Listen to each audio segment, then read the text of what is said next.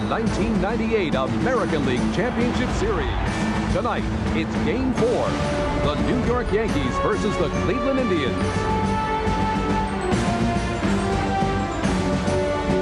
It's a beautiful Saturday night in Cleveland with Game 4 a little bit more than a half hour away. The temperature right now is 54 degrees, and like last night, it's expected to fall into the 40s by game's end.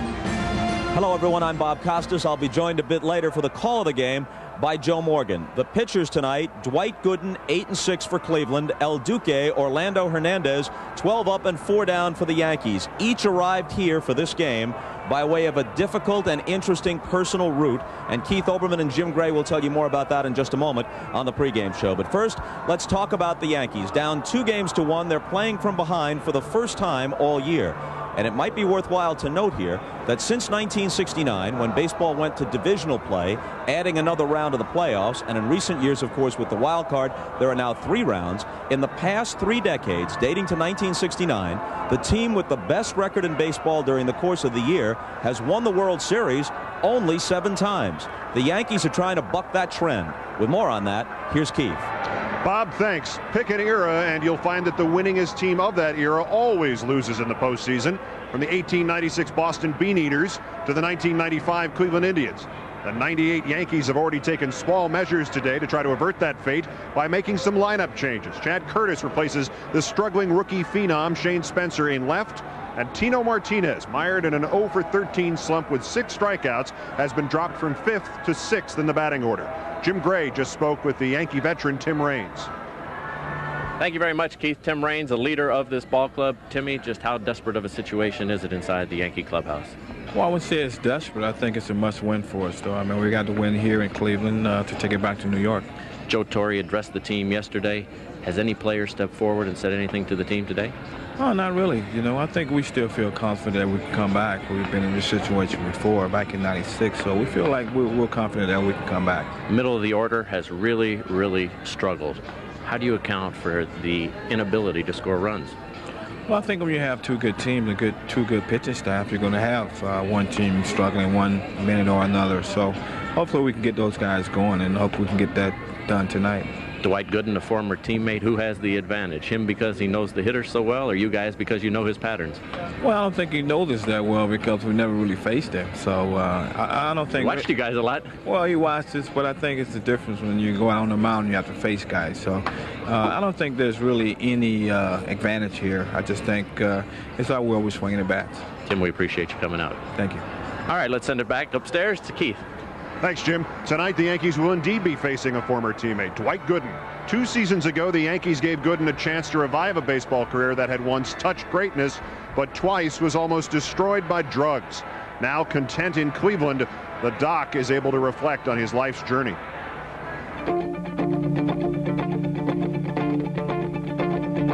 I used to talk to my father all the time when I was a kid. I just want to play Major League Baseball. 2 balls, 2 strikes. The record. Dwight Gooden has set a new Major League record for strikeouts by a rookie pitcher. And then things happened so fast, 84, 85, everything was right there. I started believing what people were saying about me in the papers. Because you hear all the things, oh, he's got the perfect mechanics. This guy's got the nice arm, he gonna throw, 90 whatever forever. And you start really believing that. But by 1987, the stories about Dwight Gooden included something else, a problem with drugs. It's a very difficult time for all of us and a very, very difficult time for Dwight. My thing was I would speed, and sometimes I would hope that the cops would stop me and just take me away, because I didn't want to deal with the things I wanted to do to make myself better. I wanted to do it my way. Obviously, my way wasn't working. So it was like I was looking for an excuse or looking for somebody to just take me out of this. I mean, I was to that point. So that when you hear the phrase, it's a plea for help, it's a cry for help, you feel what that means, right? Yeah, firsthand, exactly. It would be 7 years before Dwight was ready for that help. There were some good seasons with the Mets, but his battle with substance abuse was getting worse. Alan H. Bud Selig, chairman of the Major League Executive Council, today announced the suspension of New York Mets pitcher Dwight Gooden. When I had my downfall in '94 and being out the entire 95, that was the low point of my life. So everything, therefore, out there is a gift. Being here talking to you today is a gift. When you say 94 is the low point of your life, without turning it into a soap opera or getting people to cry at home or anything like that, well, how bad was, as you look back on that time, how bad was your life? How bad was bad? It was totally out of control. It just came a point where I had to just look in that mirror and say, hey, where do I want to go from here? Do I want to continue to destroy myself, my family, or do I want to take the step to getting better and do the things that I have to do to make myself a better person and get healthy? And that's what I've chosen to do. What was the other path? What would the other path have ended up in? Probably death, without a doubt. Either way, I would have been doing it to myself, because if you continue to use, eventually you're going to hit that one point where the body just can't go on. So it was one or two options. Either you kill yourself now or you continue to live and be the best person that you could possibly be. You gave me goosebumps when you said that. Does it scare you? Does the thought of that? At times it do, but I think that's good, because to me that's a reminder to let me know that anytime if I let my guard down just for a split second, these are the things that can happen. So I have to keep reminding myself of the negative things as well as the positive things. A high pop-up.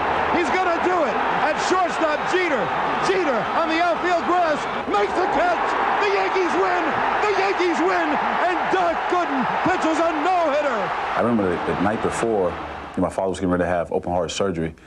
And I was talking with Mel Stoudemire, and at that time they say, you can miss the start, go be with your father, because his chances of making through it wasn't too good. Woke up that morning, and I just thought baseball was his thing. I mean, that's all he wanted to do was baseball. So I said, you know what, I think he would want me to pitch. And who would think that would be the day that I throw my first, career no-hitter. Dwight Gooden, who's come back from the depths of drugs, is now standing on top of the world here at Yankee Stadium with a no-hitter. To see him showing some emotion that he never really showed when he pitched, when he threw those hands over his head as they carried him off the field, it was an immense feeling. And tonight, 2.5 years later, Gooden finds himself facing his old manager, his old team, his old city. How much the doctor has come to appreciate even the mundane was apparent last night. He was sitting next to our position, next to the Indians' dugout, charting pitches and getting ragged by his teammates because he evidently wasn't doing it correctly. I asked him if the kidding bothered him. Not at all, he answered through a smile. Where would you rather be? Someone faced with the literal version of that question, the man charged with turning the series around for the Yanks, wasn't in the majors last year. In fact, Orlando Hernandez was under virtual house arrest in Cuba and banned from playing baseball in his home country. El Duque next.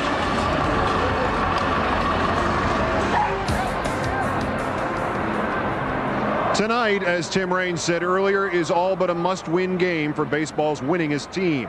And the Yankees send to the mound a most unlikely starter, the greatest Cuban pitcher of this generation.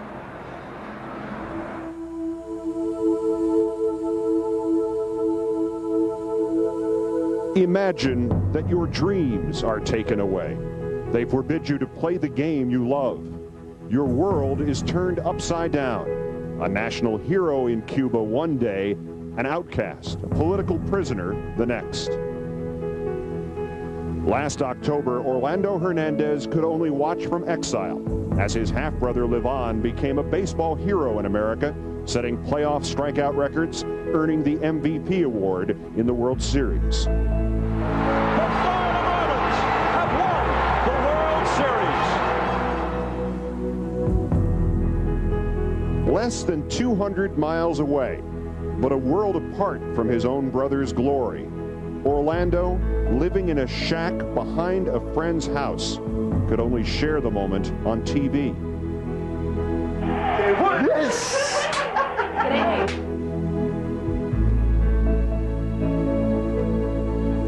But emboldened by Livan's success, El Duque made his own break to freedom, a dangerous journey to America, where he was reunited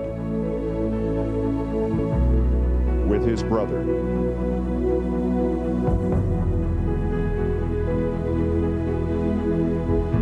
He ended his odyssey dressed in the fabled pinstripes of the New York Yankees. This is a different October, and this time El Duque is on the playoff stage, trying to breathe life into the Yankees championship hopes. El Duque last pitched 15 days ago. That may seem like nothing to him. His longest layoff was the 2 years in Cuba that they didn't let him pitch at all. The challenge for Cleveland tonight, to solve Orlando's unique assortment of deliveries. Joe Morgan went down to the experimental batter's workshop to try to figure it out. One of the things I've noticed about this postseason is that the hitters are not making adjustments quick enough to what these pitchers are doing to them. For instance, tonight, El Duque will be pitching for the New York Yankees. El Duque forces you to make a lot of adjustments on the fly. He reminds me of Louis Tiant, who I faced in the 1975 World Series. I'd never seen Tiant before. And the first at bat, he threw from like 3 different angles, 3 different speeds, and I just wasn't prepared for it. So I went back to the bench and watched him for the remainder of the game and started making adjustments. And when I talk about making adjustments, remember that you only have a fraction of a second to decide what you're going to do with this pitch, whether you're going to try to go the other way, whether you're going to try to pull it. So you have to try to find the ball in his release as quickly as possible. So what El Duque does, he changes his release point. He will throw from here, here, and here. And you have to make adjustments to all of those spots to find the ball. He will throw off-speed pitches. You either have to move up, you have to go the other way. Making the adjustments, you have to know exactly what you're doing. You have to know right away that I'm going to pull this pitch if it's inside. I'm going to go the other way if it's a changeup. So in order for the Cleveland Indians to be successful tonight, they will have to make adjustments each and every pitch, not just each and every at-bat. Joe thanks El Duque's adjustment, the cold. And again, he did spend 3 days aboard a raft last December. Coming up here, Jim Gray with Yankee manager Joe Torre. Also, we'll talk with New York's all-star shortstop Derek Jeter. Can he jumpstart the dormant Yankee attack that has scored just 4 runs in its last 29 innings? Thank you, Keith. I'm sitting here with the slump buster. That's what you are referred to, or refer to yourself as. You threw batting practice tonight. How did it go, and did it help your team get out of its slump? You think it will?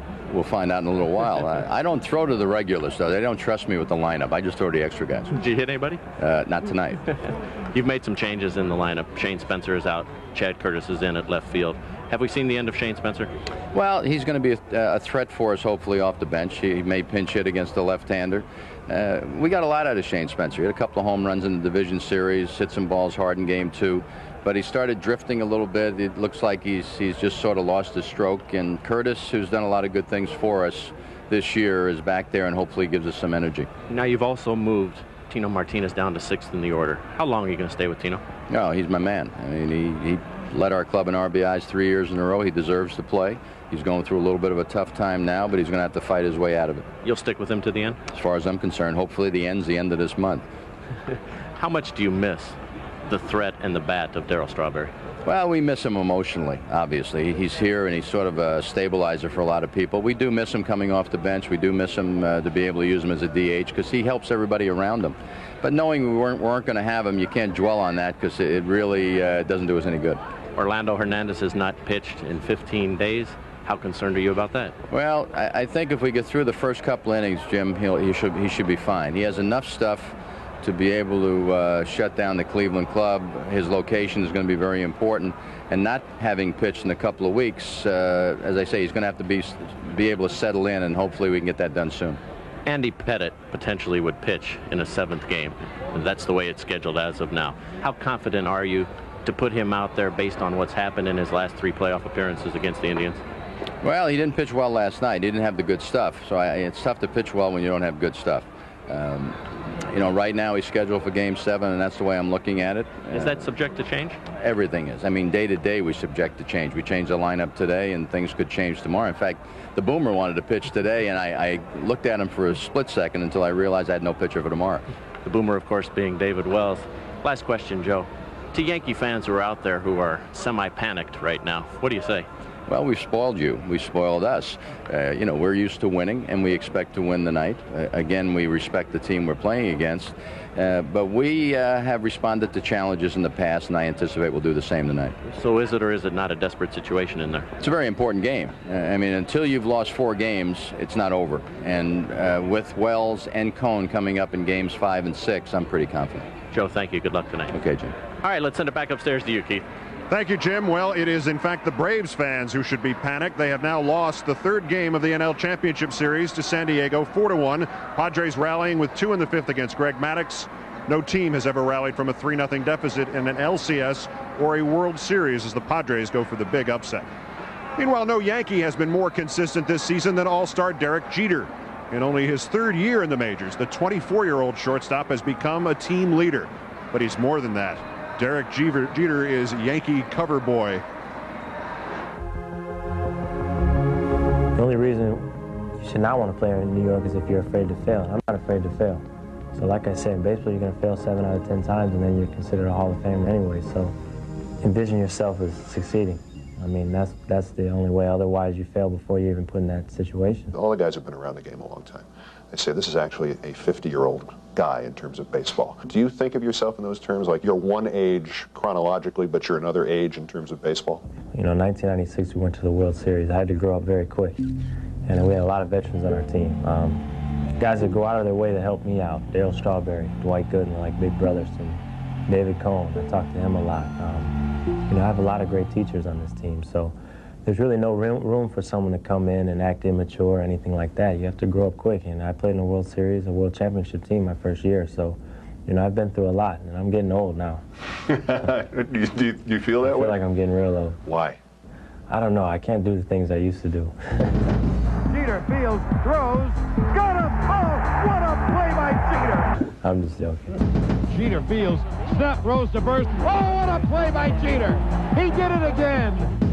I play in New York, so New York fans are very knowledgeable. Whether it's what you do on the field or what you're doing off the field, they know a lot about you. So, I mean, I remember in the World Series in 1996. Well, Mariano! Move along! Put some wood on it! Mariano Duncan hit a ground ball and moved the runner from second to third. Duncan does his job.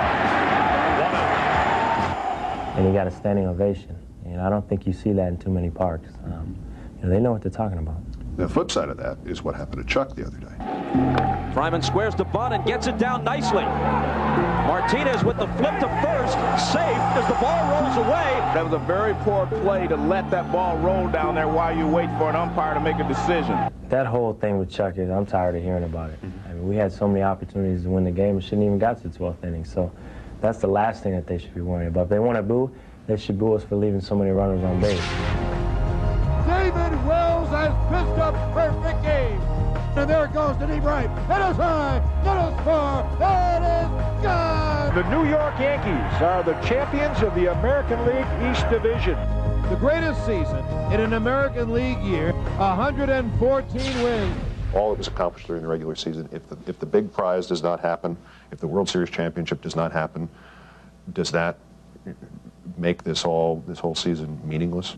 In terms of us winning, whether the season will be a failure, I don't think so. It'll be a huge disappointment.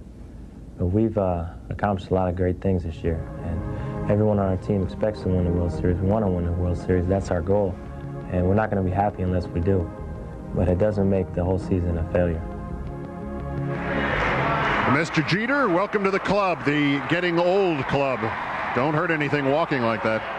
We're closing in on the first pitch here in Cleveland. Indians manager Mike Hargrove with his club in the unexpected position of being up 2-1 in this series. We'll talk with him next.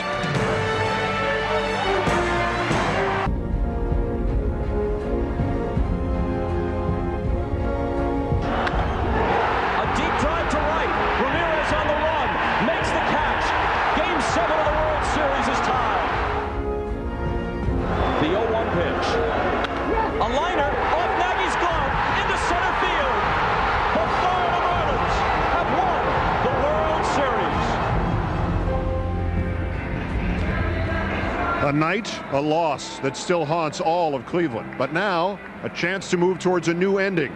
Earlier, Jim Gray spoke with the Indians manager, Mike Hargrove. Thanks, Keith. Mike Hargrove, your team now has gone from an underdog to now leading this series. Has that changed the psychology in the locker room? Jim, it really hasn't. We still know that we've got a very good team over there that we have to beat. So we go out, take it a pitch at a time, an inning at a time, and see what we can do. You're surprised or are you surprised to be in this position? No, we're not. We feel like we've got a good ball club. We feel like, that we still are the defending American League champions, and we go out, and every time we step on the field, we step out there to win, so no, we're not surprised. You pushed all the right buttons last night. Witten was in the game. Have you made any changes tonight? Yeah, I hope I pushed the right buttons tonight. We put Giles back in left field and DH Justice and leave Wilson at second base. Really the only two deviations from the norm. You got a big game tomorrow as well, and everybody's looking forward. You've elected to go with Chad Ojai instead of Jarrett Wright.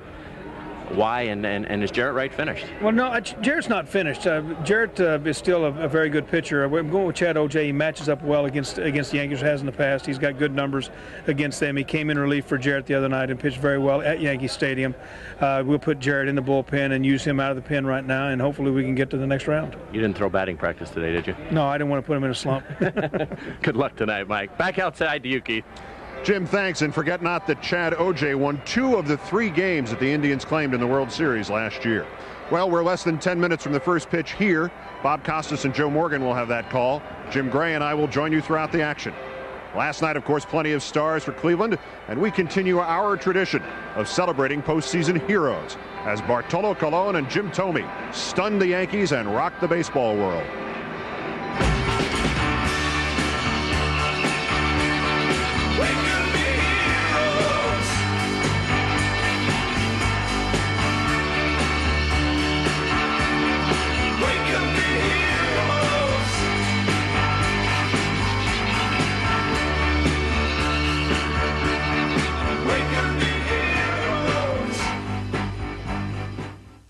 '98 American League Championship Series. Tonight, it's Game 4. The New York Yankees versus the Cleveland Indians. As we welcome you back to the Jake, we can feel a little bit of chill in the air, and there's a chilling prospect tonight for the Yankees. Should they lose this one, they'd go down 3-1, have to win 3 in a row to make it out of the American League and to the World Series. We welcome Joe Morgan in. Now, obviously, folks, if the Yankees or anybody else loses 2 straight baseball games, this is baseball after all, in the regular season, it's not much of a story. But in the playoffs, just about everything else is magnified, and that's the case here, especially when you've had the best record in baseball over the course of the season. Why have the Yankees not hit of late? Well, one of the characteristics of the Yankees so far this season has been their patience at the plate. But now they're going out of the strike zone. For instance, watch this first pitch to Jeter. He swings at a bad pitch, and then later, Colon makes a good pitch to get him into hitting to a double play. Now, Martinez is really struggling. Watch the same thing. He swings that pitch out of the zone. Colon makes a good pitch and strikes him out. And the top of the order is just not getting on base enough to give Williams and Martinez a chance to drive in some runs. Joe Torre said to me that Derek Jeter is the key. He's going to have to be the catalyst for this ball club. But you contrast that by the Cleveland Indians last night, they were very patient. I mean, they were taking pitches up and out of the zone, as Jim Thome does here. He gets ahead in the count, and then when Pettit makes a pitch that he can handle, he drives it out of the ballpark. Manny Ramirez, the same thing. He is patient. He gets a pitch that he can hit, hits it over the right field wall. You have to be patient if you're struggling, and I think that's what the Yankees have to start with tonight. Be patient. And they have a chance tonight because Dwight Gooden is more the type of pitcher they face during the season where they could work him deep into the count and get some pitches to handle. Gooden was 8-6 for the season. His opponent tonight, Orlando Hernandez, El Duque, won 12 while losing 4 for the Yankees. Somebody asked Hernandez whether or not he was frightened about starting in this game with all the responsibility attached to it. He said, hey, if the Sharks didn't frighten me while I was floating around in the Caribbean trying to defect, the Indians aren't going to frighten me. Game 4 is next. This Dwight Gooden, the Indians starting pitcher, is only now making his way in from the bullpen. Joe, form has been turned on its head in both league championship series. There have been 6 games played so far, American and National League, and the Yankees, who won 114 during the regular season, and the Braves, who won 106. They each swept through the division series, but now the 2 favorites, the expected World Series matchup, the Braves and the Yankees, have between them lost 5 of 6 in the LCS. Well, I think it just proves one thing. If you can get well-pitched ball games, you can play with anyone. And the Atlanta Braves are one of the best teams in baseball. They've had well-pitched ball games for their team, but they've had well-pitched games against them, and I think that's the same thing you can say about the Yankees. The hitters are going to have to take over this series, in my opinion, for the Yankees. Much has been made of the fact that tonight's Yankee starter, Orlando Hernandez, hasn't pitched in 15 days. He did throw batting practice 6 days ago in a workout at Yankee Stadium, but the last time he had the ball for real was September 25th. But the same is almost true of Dwight Gooden. His last regular season appearance was September 25th, and then in Game 2 of the division series against the Red Sox, he threw only 22 pitches before he was ejected from the game by Joe Brinkman for arguing a play at the plate. So he hasn't had much of a stint in 15 days either. Well, that may work in the Yankees' favor that Gooden had not pitched, because the Yankees need to be more patient, show more patience. They're used to working pitchers and getting deep in the count and then getting pitchers to hit. And tonight they're going to have to do that with Dwight Gooden, and I think he will give them an opportunity to do that. Bartolo Colon didn't give them an opportunity. He came right after. You think the fans at the Jake are ready for Game 4? These are some of the best fans in all of baseball, as we've noted in the past. They drew some 3.5 million. There are cinch to draw over 3 million every year in this ballpark, hoping to go to the World Series for the third time in 4 years. Let's see what Joe Torre has done with his batting order. As Keith and Jim mentioned on the pregame show, there are some changes. Knobloch, Jeter, O'Neill, and Williams, first four are the same. But Chili Davis in the DH spot moves up to 5th, and as you see, during his career against Gooden, he's had much success, most of that when each was in the National League. Martinez is not taken out of the lineup, but he is dropped to 6th. Posada starts at catcher tonight. Chad Curtis is in left field, and Shane Spencer sits, and Brocious will bat 9th. Shane Spencer is 1 for 10 in this league championship series, after tearing through the American League in the month of September and hitting 2 homers against the Rangers in the first round of the playoffs. Well, Dwight Gooden has really come full circle, Bob. When he first came up, he was an overpowering fastball pitcher with just a curveball. Now he has a fastball, curveball, slider, and a change. And the slider is now his big pitch, especially against left-handed hitters. You'll see him throw a lot of sliders. The key for him tonight is to try to get ahead in the count and to be able to get his curveball over. The slider he doesn't have to throw strikes with, but he'll have to throw a lot of them. And let's take a look at the defense behind him. Enrique Wilson and Omar Vizquel turned 3 double plays in the game last night. Bartolo Colon, every time he got a run on first base, he was able to get the ground ball, and they were able to turn it. Giles takes over in left field for hard-hitting Mark Whitten. Yeah, a couple of things worth noting. Hargrove had told us yesterday that Cora would probably play in Game 4. But Wilson got a big RBI hit, and he liked the way Enrique looked in the field, so he stays in the lineup at second base. And Cora, for the moment, rides the pine. Hargrove also told us he had to think long and hard about taking Mark Whitten out, but he likes to use Giles against a right-handed pitcher. Well, I'm still surprised he took Whitten out. Knobloch will start it. And the question is still up in the air. Is his bonehead play at the end of Game 2 going to be just a footnote?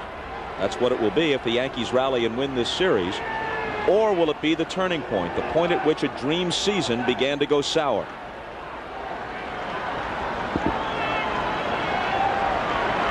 After a bit of hesitation, Knobloch stepped up, admitted his mistake, took responsibility for it, and had a good game last night. He swings on the first one and skies it to right. It's carrying well. Ramirez to the track for the catch. From the looks of that ball, safe to say that the ball will really carry tonight out toward right field. Yes, but it's the same problem the Yankees have had before. I mean, Knobloch swinging at the first pitch and hitting a fly ball. That's not working into the count. You've got to find out what Dwight Gooden has.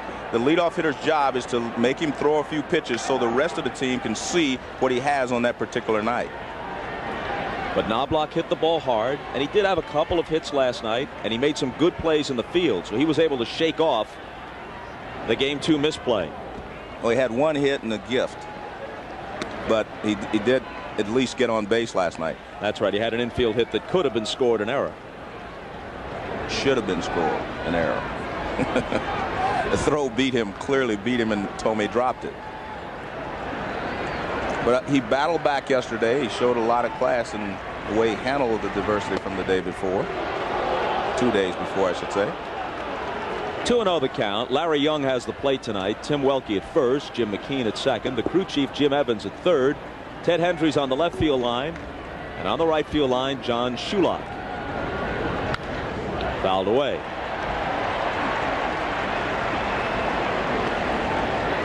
Well, the top of the order, as you mentioned, Knobloch, a couple of hits last night makes the average look a lot better. But they were really struggling as far as getting on base. You need to get on base a lot of times. You can't just expect to get on base a couple of times and for Tino and Bernie and those guys to pick you up. You have to give them several opportunities to drive you in. That's what the top of the order is for. Breaking ball, tap foul. Gooden can still throw his fastball in the low 90s, between 91 and 93, according to Mike Hargrove. But you've got to watch him once he gets past about 90 pitches or into the 5th or 6th inning. He can lose it quickly at that point.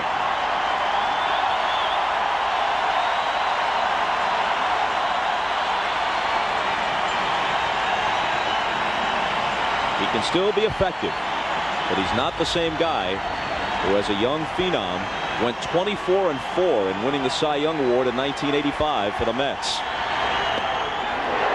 Off the corner, 3-2. That year, Gooden had an ERA of 1.53 and threw 8 shutouts. He was the Rookie of the Year in '84, Cy Young Award winner the next year. Just in his early 20s at that point. Seemed like the Hall of Fame was a lock. It didn't turn out that way. Vizquel glides to his left, making it look easy. 2 down. Well, that's the pitch that Gooden needs to have to throw strikes with. This is a 2-2 curveball. And if you can throw the curveball 2-2, it will keep the hitters honest. And there's the good rotation. Gets the ground ball. And as you said, anything to shortstop is pretty much a routine out. The curveball, if you don't have to have a great curveball when you throw it 2-2. You just have to be able to throw it for a strike, make the hitter swing at it. Up steps O'Neill with 2 down and the base is empty. Ball 1 to him. Last year in the division series, O'Neill had a grand slam home run off Chad O'Jay. Had a double with 2 out in the 9th, and the Yankees trailing by 1 in the last game that narrowly missed going out. Almost brought them back. Impossible not to like the way Paul O'Neill plays the game. He's consistent, he's smart, and he plays hard.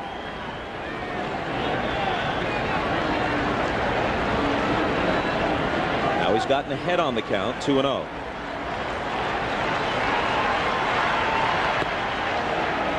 Ball 3.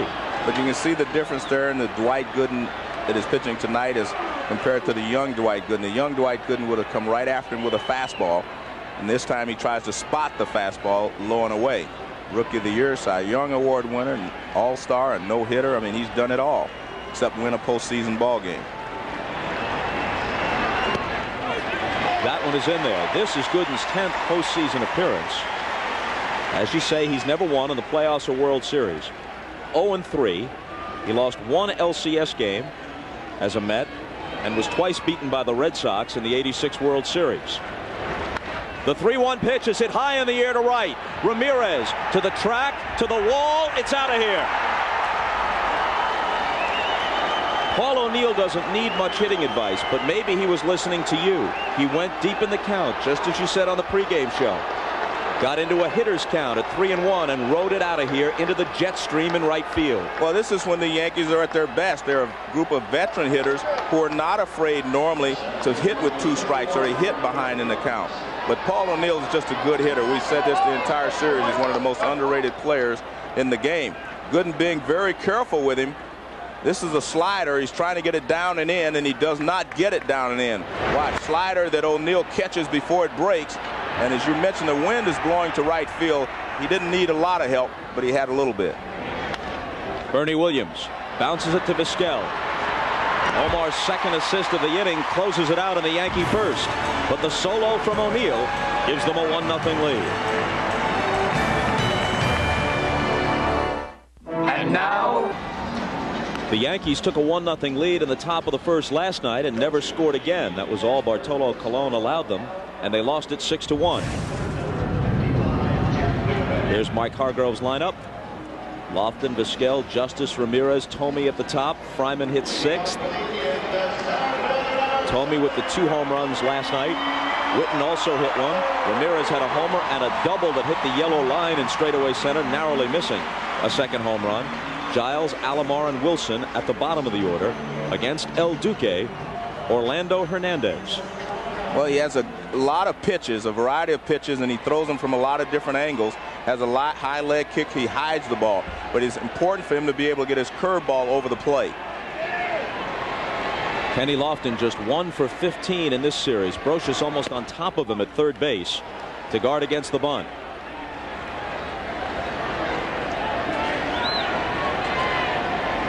Strike 1 from Hernandez.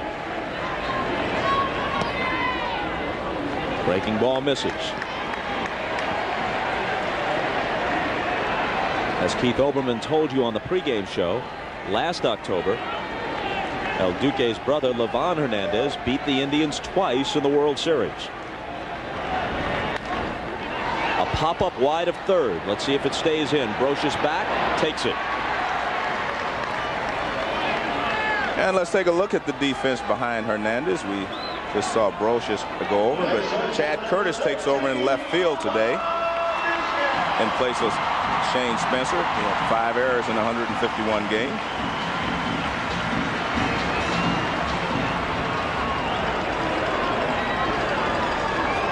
Spencer likely relegated to pinch hitting duty for the rest of the series, but you never know. But that's what Joe Torre indicated before the game tonight. Vizquel runs up as if to bunt and takes a ball. One scout described El Duque as a combination of Juan Marichal's high kick, Luis Tiant's motion, and Satchel Paige's flying limbs. Here's the scouting report on it. Well, he reminds me more of Luis Tiant than anyone, but he needs to have good control with his curveball. We've seen him throw his curveball pretty well so far, but his sidearm curveball is out pitch against right-handed hitters. A little pop into shallow left, sprinting back as Jeter can't get there. A hit for Vizquel, wide turn at first, but Curtis gets it back in.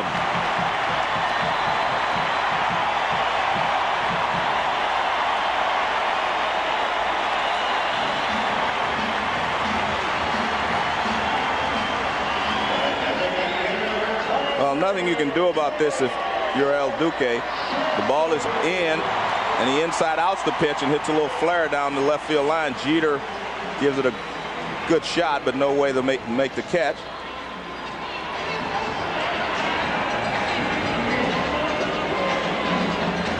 Now David Justice. I think this is the key hitter, as far as I'm concerned, for Hernandez.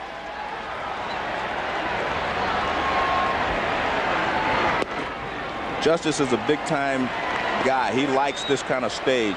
He's performed well in the playoffs. He's performed well in the World Series. He loves the stage, and he's the guy that had a bad game yesterday, so he's looking forward to bouncing back. He went 0 for 5 last night. Indians didn't need him. They won it 6-1. Fouled away. And this is what David Justice has done through the years in the LCS.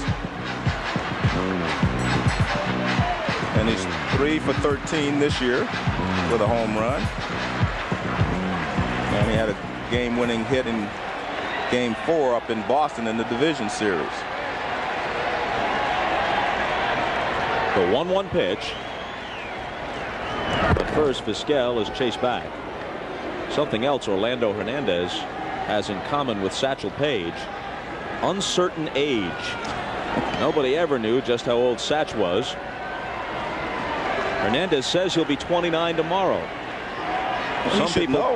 Some people guess he might be 32 or 33. No way to know for sure.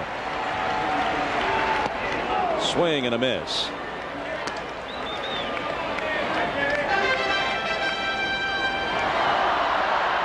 Justice will be followed by Ramirez.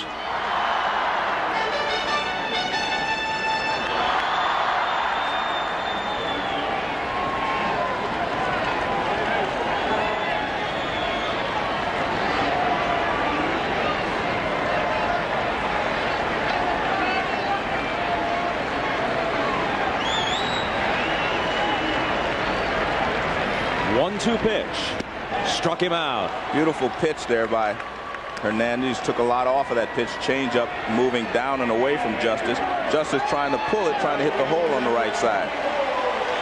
He hesitates a little bit, as you said, like Satchel Paige, and then he throws that changeup low and away. Beautiful pitch. Watch the movement. The ball moves low and away, and the speed fools Justice as well. I'm not so sure about the Juan Marichal comparison, though, because when Marichal went into his high kick, the leg was more extended. With El Duque, it's more of a tuck. He's got some style out there, though. Here's Manny. Can't catch up with the high heat.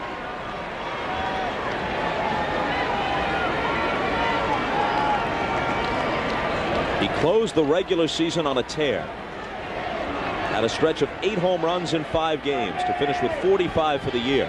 And it's continued into the playoffs, a stage he has always loved.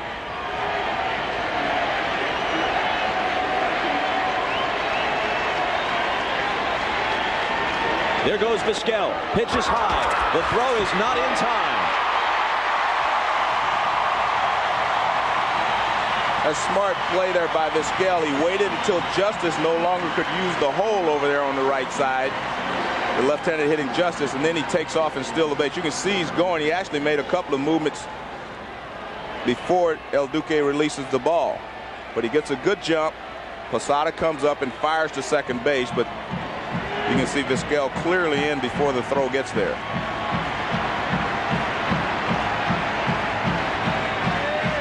A single could tie the game. With 2 out, the 1-1 pitch to Ramirez. He drops down and misses outside.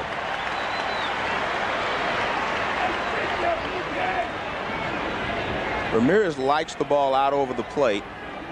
That's why he didn't handle the first fastball up and in. He tried to come up and in on the second pitch. He missed. So he'll try to get him either up and in, or he'll try to get him to chase that breaking ball off the plate.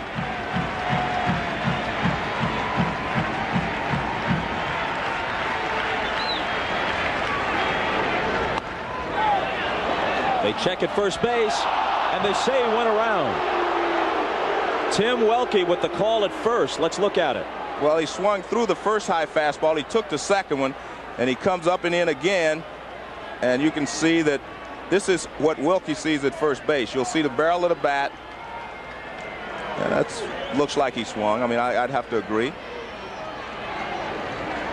Evens the count at 2-2.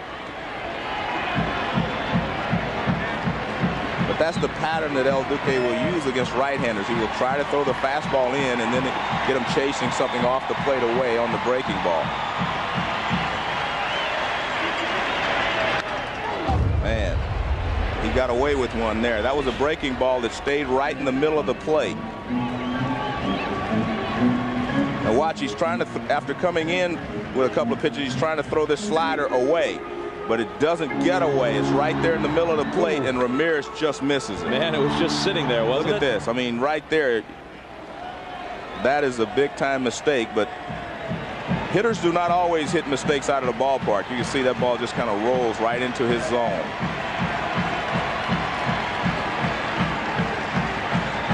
Given a reprieve, Hernandez with another 2-2 pitch.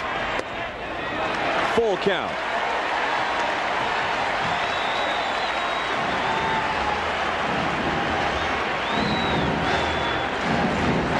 On his hand in the cold weather, asked about pitching in the cold. The Cuban said, remember, we used to tour Europe with the national team. I pitched in cold weather games in Italy and in Ireland. It wasn't exactly warm on that raft either. He defected the day after Christmas.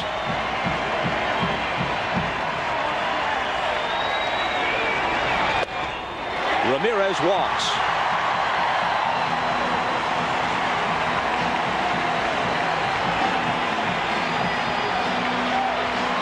Joe Torre told us that he had to issue 32 passes for family and friends. His wife, Allie, is one of 16 children from the Cincinnati area. So there are plenty of brothers and sisters and cousins and aunts and uncles who want to come to the ball game.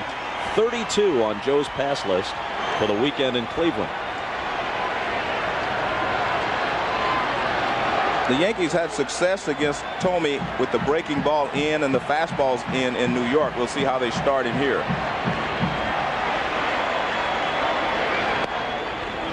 Inside.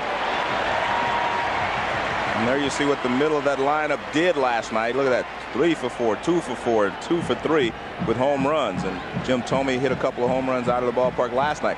So immediately they go inside with a fastball. And that's where they had the success, as I said, in Yankee Stadium. But Jim Thome's a smart hitter. You're going to have to mix in some breaking balls away. You can't pitch him one way. Here's the 1-0. Sails outside. They threw him a fastball in, and then he tried to go away with a changeup. Now he's working himself, speaking of Hernandez, into an uncomfortable situation. 2 on, 2 out, and down in the count to the very dangerous Thome, 2-0. When you're down 2-1 and you're on the road in a series, every pitch is important. So there's a lot of pressure right here. I mean, this is a big situation for the Yankees. A called strike. Torre said that if the inactivity, not having pitched in 15 days, was going to affect El Duque, you could look for it in the first couple of innings. He felt if he could get through the first 2, then he would settle in. 20 pitches so far this inning.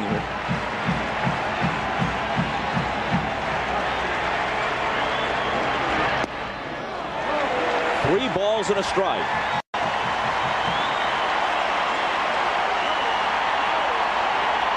Well, he's got a choice to make here. I mean, do you want to go after Thome? Do you want to try to make a great pitch?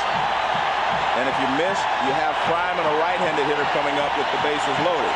So they've got to make a choice here. In the top of this inning, Paul O'Neill hit a 3-1 pitch out of the park. Here's the 3-1 to Thome.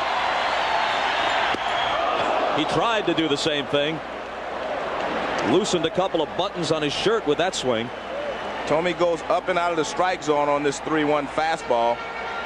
El Duque throws it up, and Thome cannot catch up with it. Good high fastball. No way he can handle that pitch.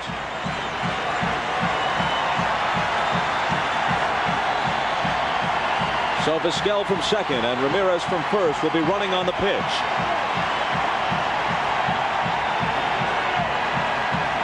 Here it comes. And a long drive to right. O'Neill back to the wall with just enough room.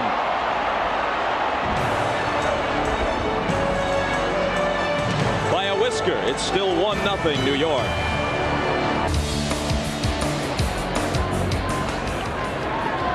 Orlando Hernandez escapes the first inning with his 1-0 lead. Chili Davis starts it in the second and takes low from Gooden.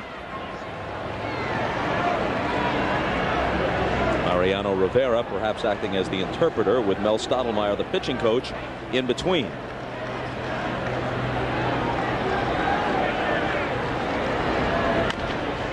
A chopper toward Vizquel. Fields and throws and gets Davis.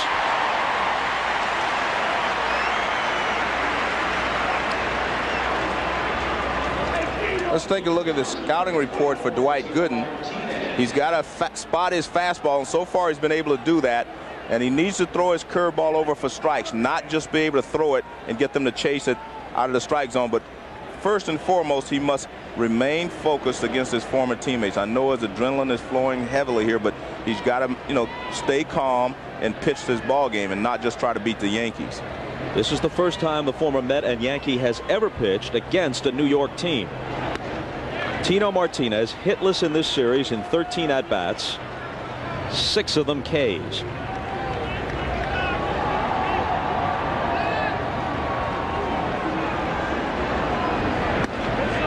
Joe Torre told us about an interesting conversation he saw take place about a week ago as we watched Hernandez on the bench there with Stottlemyre in between him and Rivera.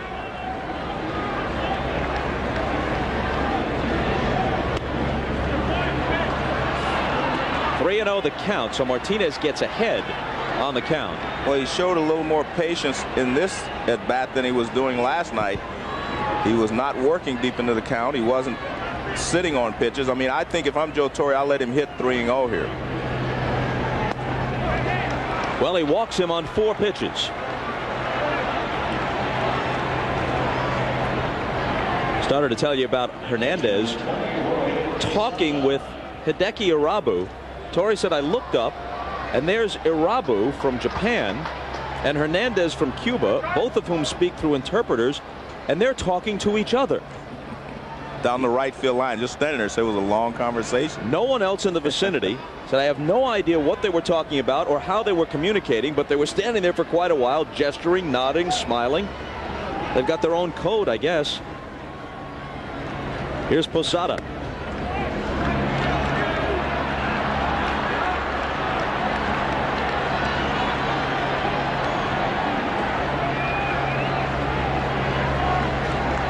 One thing Gooden has to be careful of is just don't try to be too fine. You're going to have to trust your stuff eventually, and the early part of the game is the time to do that. In there, 1-1. Every pitch does not have to be on the corner. Every pitch doesn't have to be on the edge.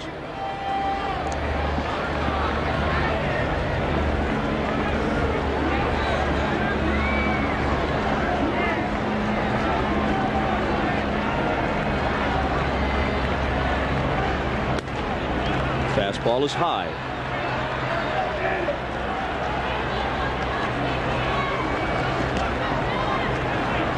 You see what the Yankees have done in the division series, 253 and 210 in the first 3 games of this series. 9 runs in the division series and 9 here in 3 games. Inside to Posada, 3 balls and a strike. So he walks the slumping Martinez on 4 pitches, then falls behind Posada 3-1. Well, he's been behind every hitter, Bob, that didn't swing at the first pitch. He's fallen behind everyone except Knobloch and Williams. Mark Wiley, the pitching coach, charting the pitches. They've already decided to yank Jarrett Wright from the rotation and start Chad Ojay tomorrow in Game 5. If Gooden is knocked out early, they go to Dave Burba as the long man. Full count now to Posada. See, I think right there he trusted his stuff. He just threw the fastball 3-1, 92 miles an hour fastball. You have to, there comes a time you just have to say, do I have a good enough fastball to challenge these hitters? And as I said, the time to do it is early in the ball game, not try to do it in the 4th, 5th, 6th inning. Martinez runs on the 3-2 pitch, which is grounded foul into the Yankee dugout. And that's one of the things that Joe Torre does all the time. He will put a runner in play in motion just to stay out of the double play. Gooden came back with a slider then. He was trying to strike Posada out, but Posada got a piece of it.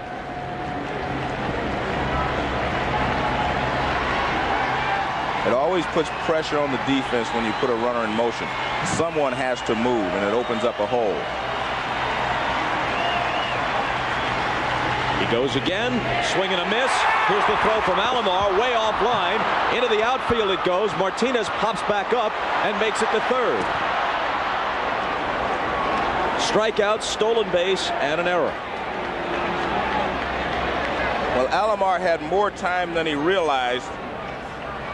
Martinez doesn't get a good jump. He doesn't run well. Watch, I mean, he had a lot of time. You see how far the ball was offline and way ahead of Martinez sliding in. Now watch, he has plenty of time. Ball sails way to the first base side, and even Vizquel can't knock it down. So he comes up, well, he comes straight over the top. It just tails on him. You can see the ball moving away, and Vizquel could not come down with it. So now Chad Curtis in the starting lineup in left field tonight. hitting in the 8th slot, has an RBI chance with 2 out.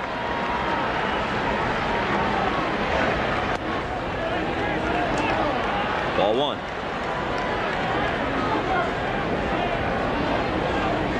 Gooden threw a good fastball to Posada to strike him out, so he does have the good fastball tonight. Again, he's just going to have to trust it and throw it.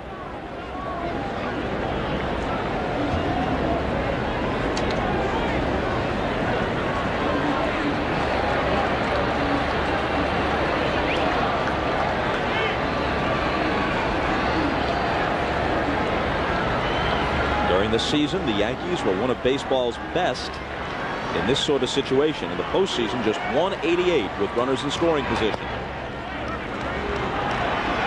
2-0. Curtis ended the season in a 4-for-47 slump. That and the remarkable September enjoyed by the rookie Shane Spencer put Curtis on the bench for much of the postseason until tonight. Now it's Spencer's turn to watch.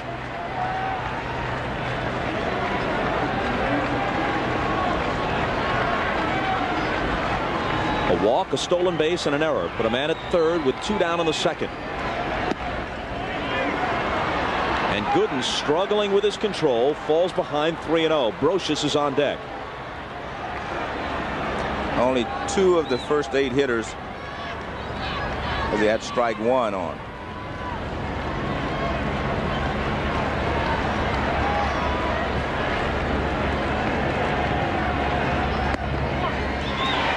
Right in there for strike 1 with Curtis taking all the way. This is the 2nd straight year Dwight Gooden has started the 4th game of a playoff series between the Indians and the Yankees in this ballpark.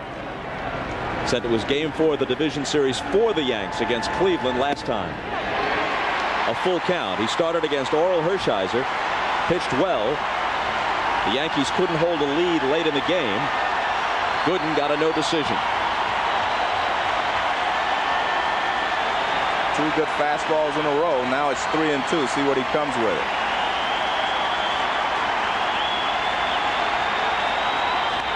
Foul back. Another good fastball.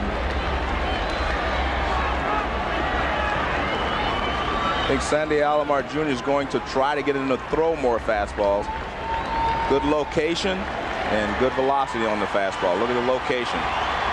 Outer part of the plate and with some movement. In his early 20s, at his best with the Mets, Gooden combined a wicked fastball with hop on it with a terrific curveball, and he didn't need much more than that, at least for a while.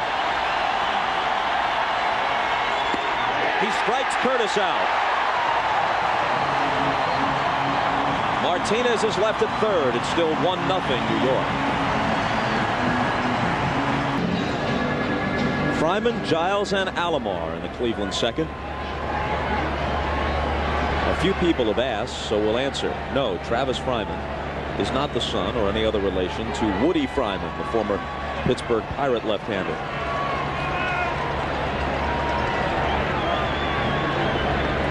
El Duque deals. Sweeping breaking pitch for a ball. You hit against Woody Fryman, didn't you? We was nasty on left-handers. Had a good fastball that tailed back in and threw a slider. He threw hard.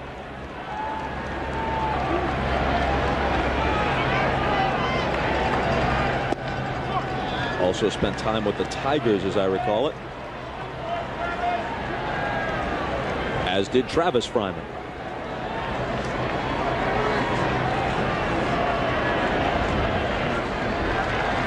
The 1-1 pitch is inside.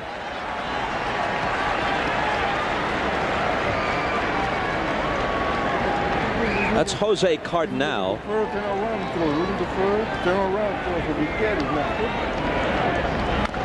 Bounce foul. Able to decipher that, Joe? No. All right. But it had to do with coming to the set position. Cardinal is the Yankees' first base and outfield coach. Fine big league outfielder himself in the 60s and 70s.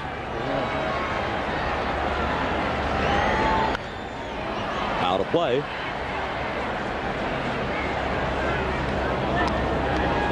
You don't see many pitchers anymore with a big, distinctive windup. So it's fun to watch a guy like El Duque work. Well, a lot of guys are more compact, and pitching coaches like that better. Right center field. O'Neill is on the move, and Paul gets there. Folks, the Sporting News has joined the team NBC Sports has formed for in-depth sports coverage online. You can go inside baseball's postseason at MSNBCSports.com. The Sporting News delivers analysis from Astros manager Larry Dierker throughout the postseason. The Sporting News, now part of the team at MSNBCSports.com.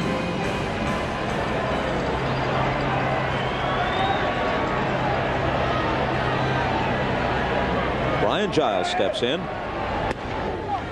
and takes a strike.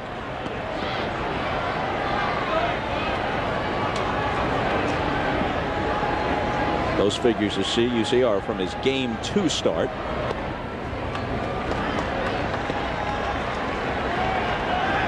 His numbers not unlike those of a lot of hitters. Had problems hitting in these first 3 ball games.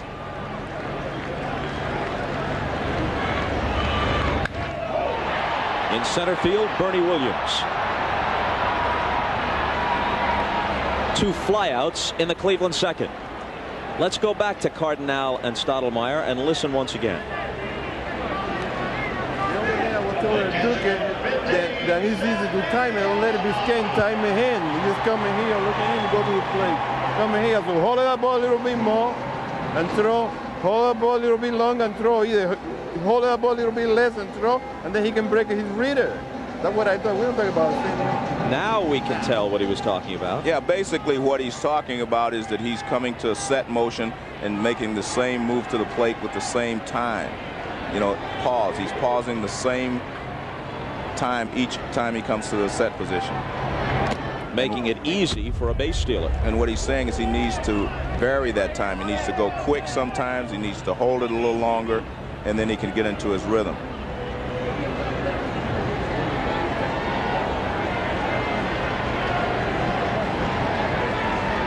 And 1 to Alomar.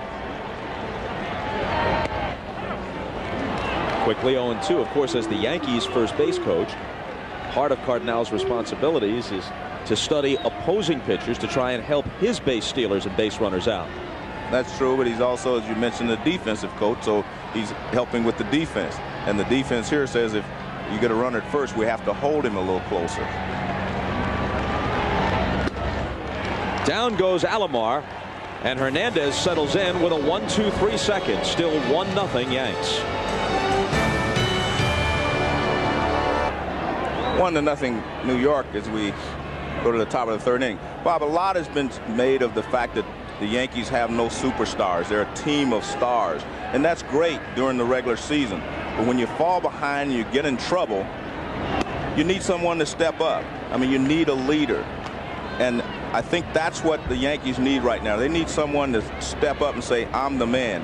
Hitch your wagon to my horse and we're going to go someplace. I don't really see that from anyone. The personalities on this ball club are one of, you know, being a team and the unity. All that is great. But anytime you get in trouble, someone needs to step up. And it doesn't just happen automatically. You know, Paul O'Neill hit a home run. That doesn't mean that he's going to do that tonight. You have to have someone that the guys know is the leader. And that's one of the things all great teams have.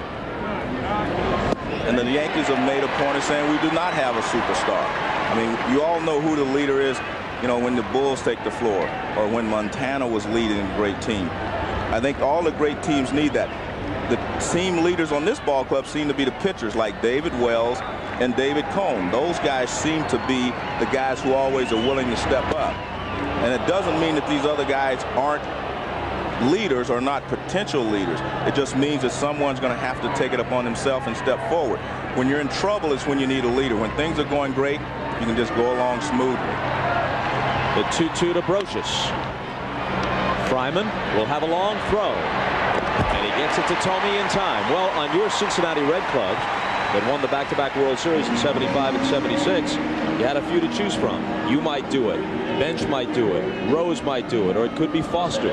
Well, we always say the man, but in the great cases, it's the men. You want more than one. But I'm just saying that I think that that's what needs to happen here for the Yankees, because they are a great team, in my opinion. And they just need someone to say, hey, I'm the man tonight. Let's go do it. Knobloch fly to deep right to start the game.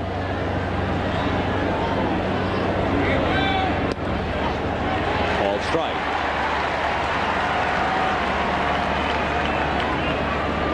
When the Yankees won the World Series in 1996, it was two veterans, perhaps past their respective peaks, but still with presence, Cecil Fielder and Darryl Strawberry, who helped them quite a bit.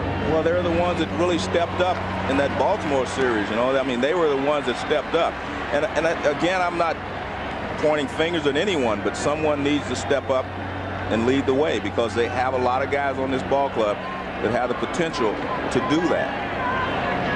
But you have to want to do it. As I said, it's not something that's just going to automatically happen.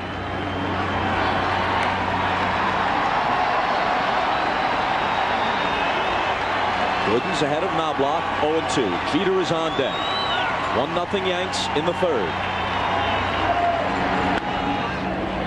Fouled off.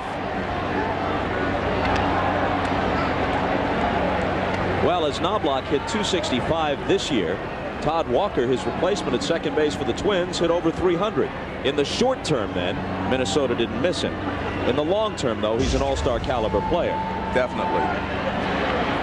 And it's taken him a year maybe to adjust. You can look for the real Chuck Knobloch to stand up next year for the Yankees.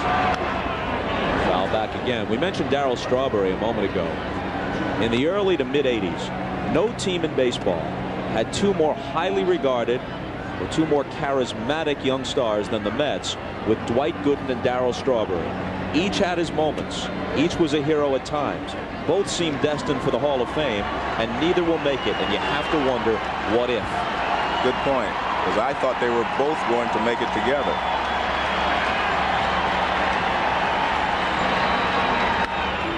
Another foul ball.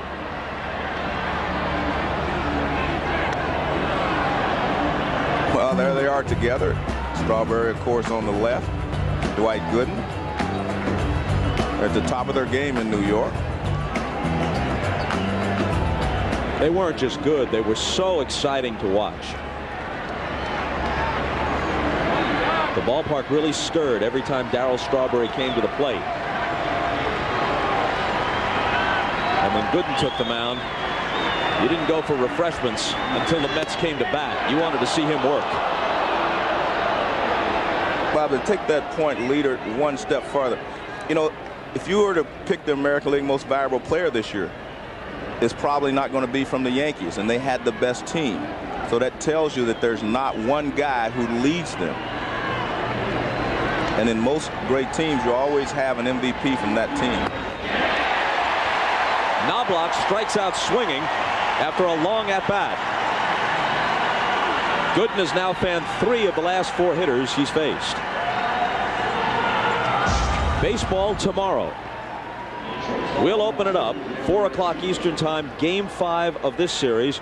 David Wells for the Yanks as scheduled. Now Chad O.J. for Cleveland instead of Jarrett Wright. And Atlanta down 0-3 at San Diego, trying to stay alive on Fox at 7:30 Eastern time. No team has ever recovered from an 0-3 deficit in any best-of-7 series in baseball history, LCS or World Series.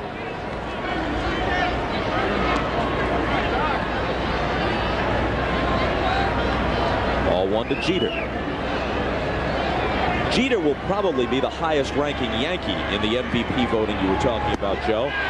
But he's likely to be behind Juan Gonzalez of Texas, perhaps Manny Ramirez of these Indians, and maybe even Nomar Garciaparra of the Red Sox. Yeah, you're right. I mean, so that points out that they are a team of stars, but not of superstars.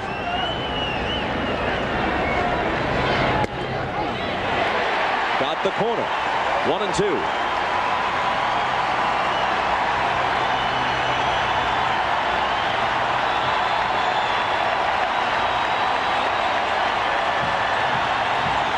They come to their feet at the Jake.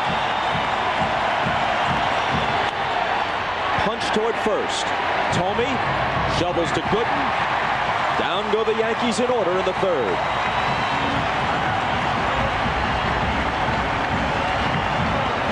Keith Olbermann back at Jacobs Field, and Dwight Gooden may have injured himself taking the throw from Jim Thome at the end of the last inning. Watch as Gooden tags the bag. He seemed to be limping slightly. The left hip, Jim Gray suggests. And after that half inning, he and trainer Jim Warfield went behind the scenes here back at the Indian dugout to attend to whatever problem it is. We'll keep working it. Bob, up to you. Keith, thanks very much. For the moment, no action in the Cleveland bullpen.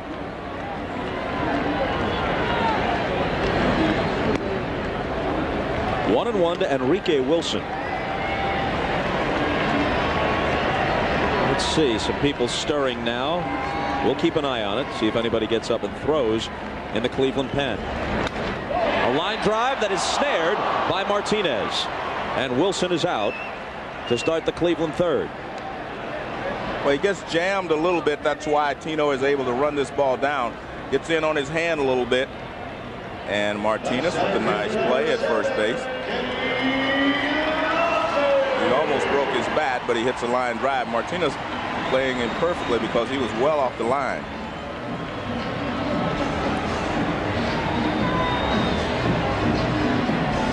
Now back to the top for Kenny Lofton. Fouled out to third in the first inning, leaving him just 1 for 16 in this series.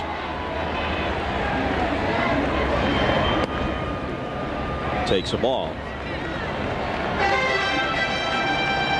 El Duque has a variety of breaking balls. He throws that overhand curve to the left-handers, drops down and throws the sidearm breaking ball to the right-handers.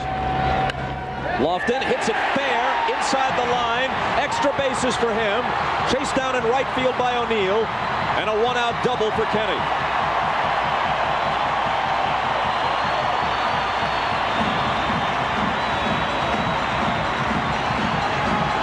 Well, Kenny Lofton has been hitting the ball well. He's been getting some good swings. He was actually fooled by that pitch, but he extended well and pulls it down the line. This is actually a good play by O'Neill because he hustles over there to get to the ball quickly, because Kenny Lofton and his speed, he might have tried for a triple. He sees out in front, and he hustles it into a double.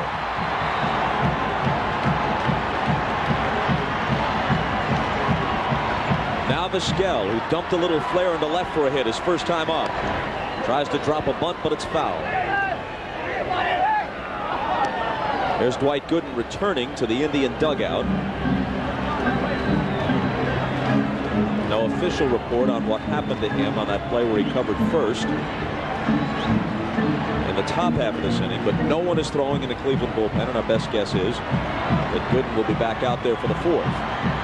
El Duque wasn't happy that Vizquel tried to bunt there. He gave him a long stare as he came back into the batter's box.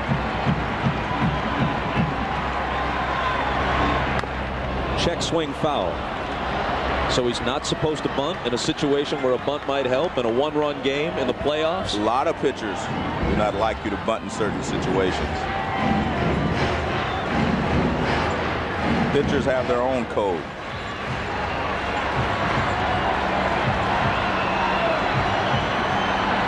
El Duque is ahead 0-2.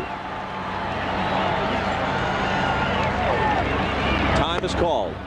No pitch. Well, you were telling me at dinner the other night about guys like Joey J when you first came up. They instructed you as a rookie, don't step out of the box. He doesn't like that. Don't bunt on him. He doesn't like that. Larry Jackson knocked me down for that one day. I just stepped out of the batter's box, and he knocked me down and said, don't ever break my rhythm. Protocol. Outside. And I said, yes, sir.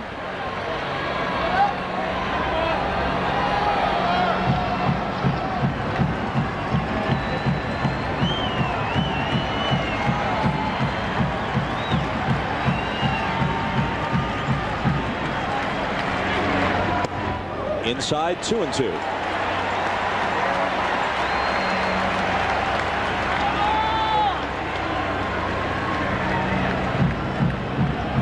And watching him pitch to left-handed hitters, he doesn't seem to have a definitive pattern. which is pretty good sometimes if you can throw strikes. He doesn't pitch each left-handed hitter the same. He will use his fastball on some, changeup on the others, and he started a lot of them off with curveball, the overhand curveball. A lot of times a pitcher has a pattern and he falls into it, and the hitters can see that from the bench and know exactly what to expect on certain pitches. But he doesn't seem to have a pattern against left-handed hitters. Does against right-handers. Drum guy goes back to work, and so does Hernandez. A liner that Jeter grabs, and Lofton is back.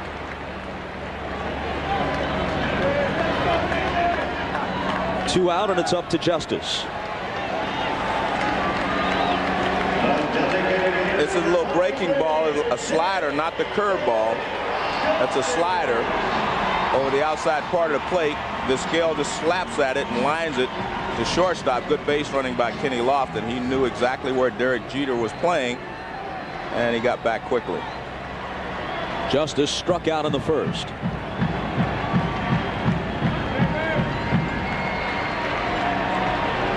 Nobody there to cover.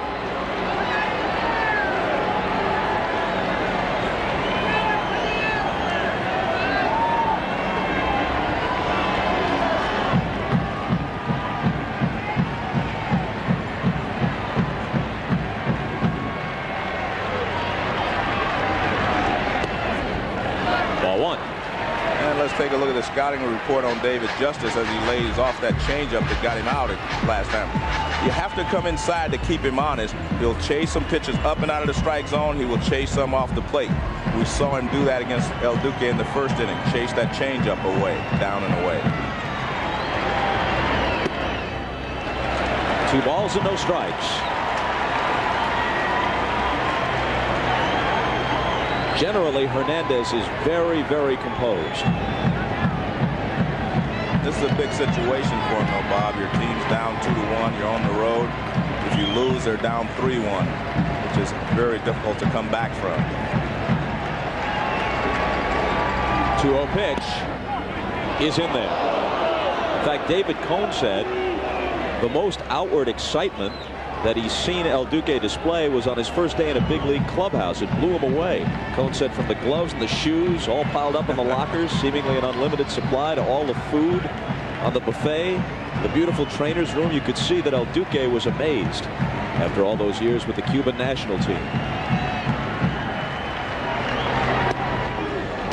Just off the inside corner, 3-1. Hernandez, this Hernandez, not Levon, who was also pretty good in Cuba, but this Hernandez was the best of his generation on the island. It says he loves to pitch in big games, partly because he figures Fidel Castro is watching.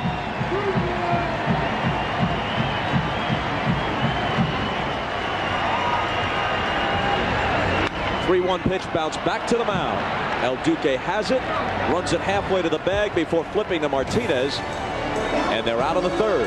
Still 1-0 on the O'Neill home run.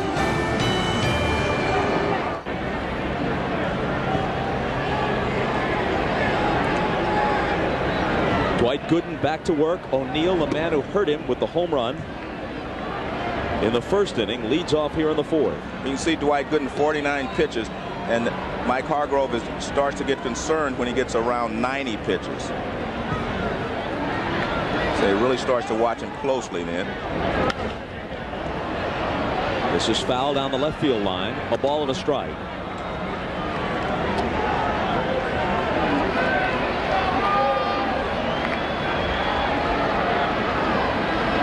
Everything Mike Hargrove did last night turned out right. Put Witten in the lineup, double and a homer. Put Enrique Wilson in the lineup, RBI hit.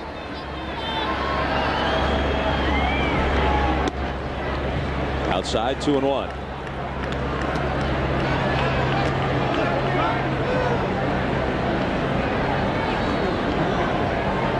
Only a few years ago, it was George Steinbrenner who took Dwight Gooden off the scrap heap and helped him to revitalize his dormant career. He had been out of baseball for a full year.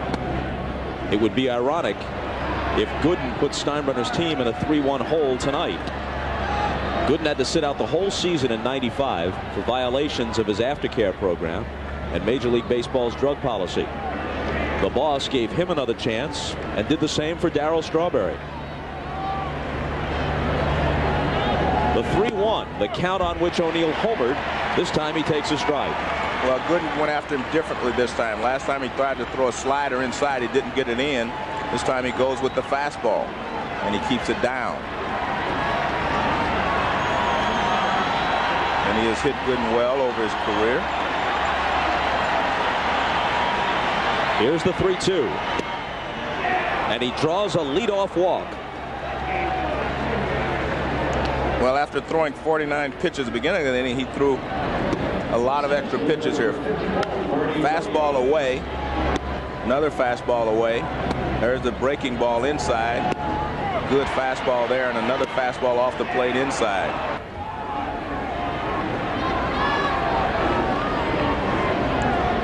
You have to be careful with Paul O'Neill, not just because he hit a home run in the first inning, but he has extra base power. He can lead off the innings with extra bases and put you right into trouble.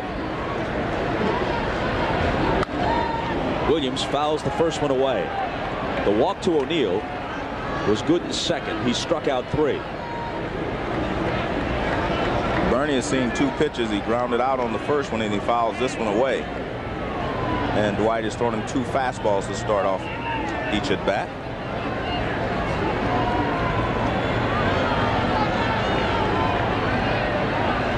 In this, his 10th postseason appearance. Mets, Yankees, now Indians. Gooden looking for his first postseason victory. There goes the runner. The throw from Alomar is not in time. O'Neill is a very sneaky base stealer. He swiped 15 in 16 attempts this year. Well, they're getting a good jump on Dwight Gooden, especially in this particular play. See, a power pitcher always has to rock back and gathers momentum, and when you do that, you give the runner a chance to get a great jump at first base, and O'Neill gets a good jump. It was actually a good throw this time from Alomar Jr., but not in time. There's Paul O'Neill, slides in safely past Vizquel.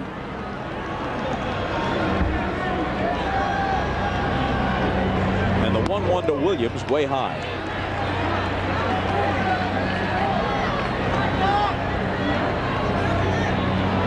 So a walk on a 3-2 pitch, then a steal. Got a switch hitter up batting left-handed with a chance to just pull the ball to the right side and get the runner to third with only 1 out. And runs have been hard to come by for the Yankees. So Torre's been starting some people trying to generate things tonight.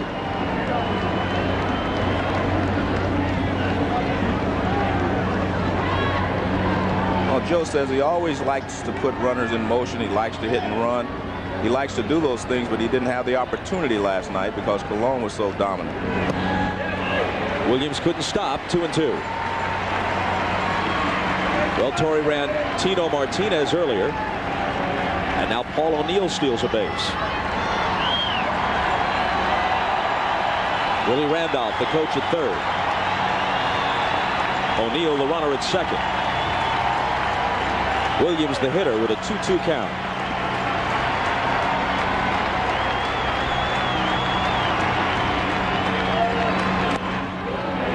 Runs out full.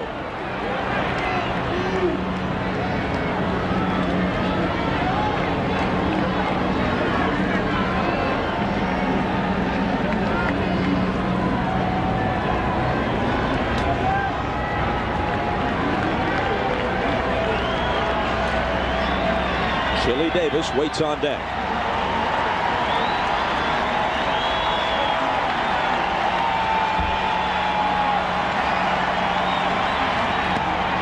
Ball 4.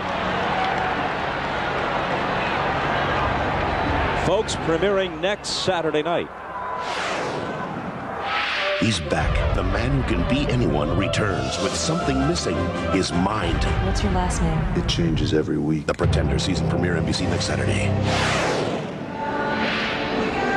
The Pretenders, Saturday nights on NBC. Actually, the Pretender, singular, not plural. Wiley, the pitching coach, to the mound. Well, he has walked 2 left-handed hitters here in the inning. I think he was trying to be a little too careful with Bernie Williams, especially trying to keep him from pulling the ball to the right side.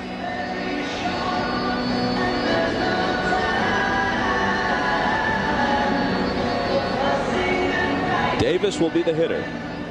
And the slumping Tino Martinez follows him.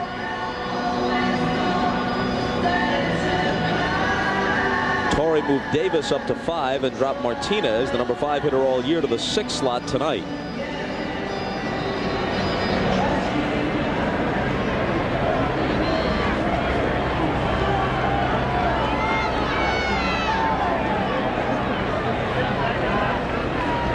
Gooden has received some wily advice, at least he hopes.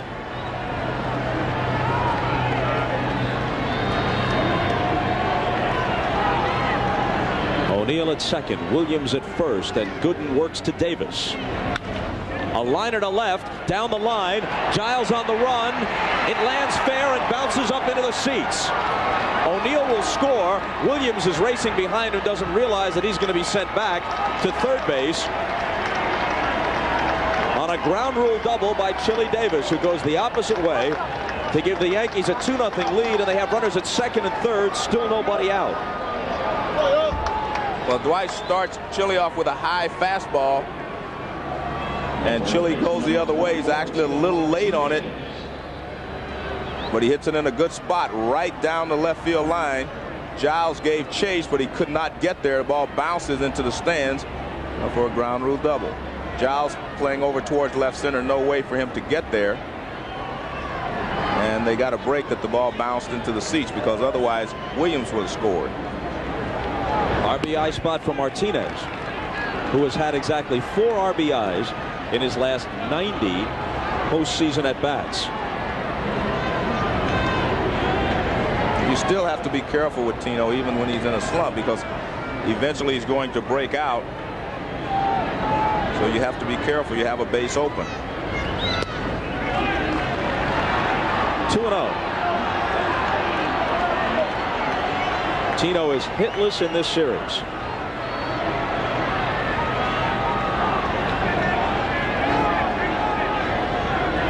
The infield is back, so he's in a spot where a ground ball or a fly ball will get one home.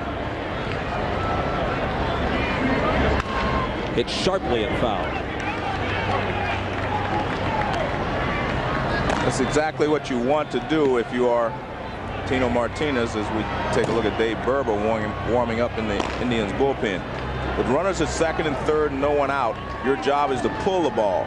If you pull the ball to the right side, then Chili Davis will be able to move over to third while Bernie Williams scores, and he will be able to score on a ground out or a fly ball. If you hit the flat ground ball to the left side, he'll have to hold, and then you need a base hit to drive him in. So important that Tino Martinez pulls the ball in this situation. Time is called as Martinez steps out. There's 64 pitches. 90 is when they start to be concerned, but I think they should be concerned at 64 because he is really struggling with his control. 2-1 pitch is hit in the air to shallow right center field. Ramirez and Lofton. Lofton with the catch. Then he drops the ball. Williams heading home. And the ruling is safe. The ruling is that he did not have it long enough for a catch to be ruled. He's arguing that he dropped it as he tried to remove it from his glove and throw, and at least they should get credit for the out. I actually thought they should have let Ramirez catch the ball anyway. He has a better arm than Kenny Lofton, and that ball was shallow enough that he may have had a shot at Bernie Williams at the plate, but Hargrove is arguing that he was taking it out of his glove.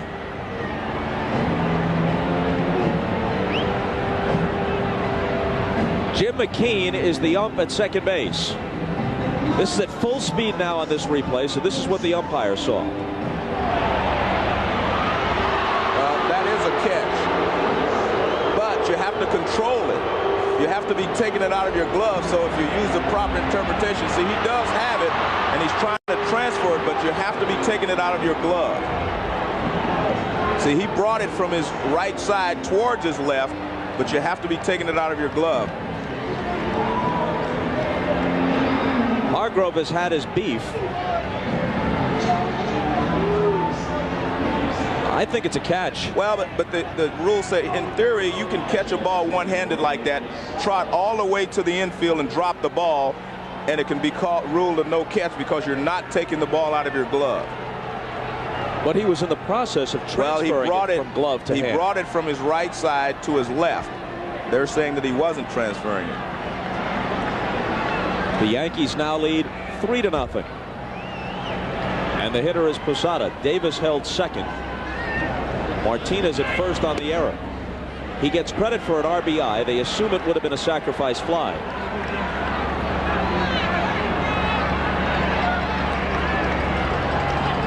Martinez at this point will take a ribby however he can get it.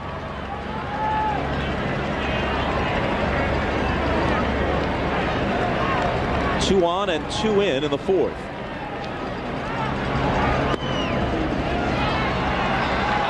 Two and 0.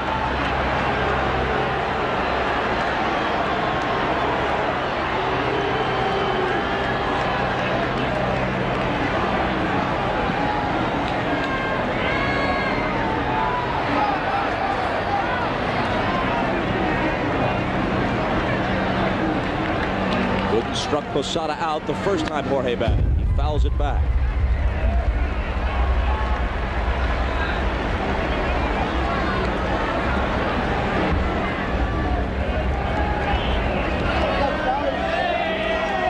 Posada is a converted infielder who's becoming a better catcher with each passing day, but Girardi is still the better receiver on the team. Posada has a dangerous bat though. Here's the 2-1 pitch. Lofton with another chance in center field. Backpedaling a bit. Davis tags at second. Kenny with the catch. Davis to third. Martinez holds first. Runners at the corners with one out. Go ahead.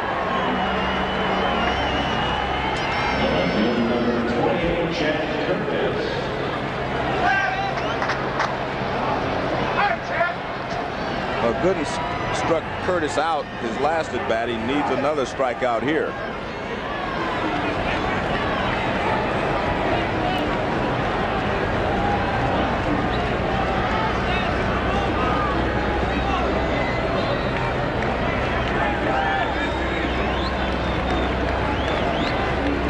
Infield looks for the double play. And they may get it. Vizquel to Wilson for one. Guns it across, and Tomey scoops it out.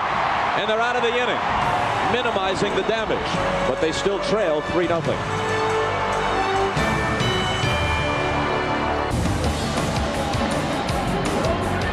In 1998, the Goodyear Blimp Spirit of Akron is proud to be part of the 100th anniversary celebration of the Goodyear Tire and Rubber Company. And we thank them for the overhead shots of both beautiful Jacobs Field, which is really the centerpiece of downtown Cleveland these days, with Gund Arena, where Mike Fratello's Cleveland Cavaliers play, right next door. A called strike from Hernandez to Ramirez as we move to the bottom of the fourth. And Hernandez seems to be settling in. He's probably over his rustiness from not pitching for 15 days. As Joe Torre said, he's worried about the first couple of innings. Well, he's regressed past that. He seems to be settling in pretty well. Torre's Yanks got 2 runs on just 1 hit, the opposite field double by Chili Davis in the fourth. A couple of walks and an error contributed to the 2-run scoring. Good fastball right there. When a guy drops down and throws sidearm, it takes you a while to pick the ball up. And when he spots it away from you like that, very difficult to hit. You have a better chance of hitting that breaking ball out there because you have more time. You don't have any time on this fastball. You don't have time to find it right there. Boom. Still 1-2.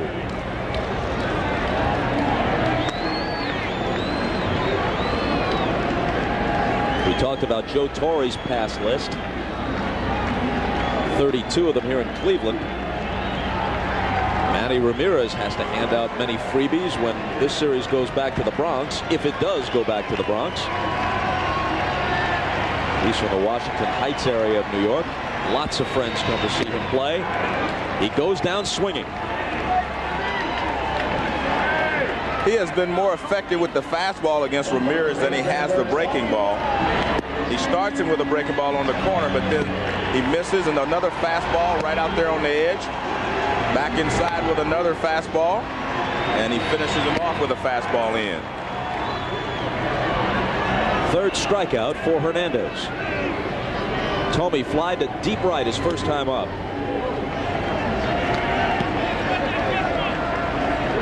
There were 2 men on in the bottom of the first, and he came very close to driving one out of here. Sent O'Neill to within a step or two of the wall and right. 1-1. Tell you what, he's reaching back, getting a little extra on the fastball now. He's up to 92 miles an hour. That's a pretty good fastball. I love to watch him work. He's a high socks wearing, high kicking, side arming guy. Yeah, he's just bringing it now. He's reaching back saying, well, let's see if you can hit my fastball.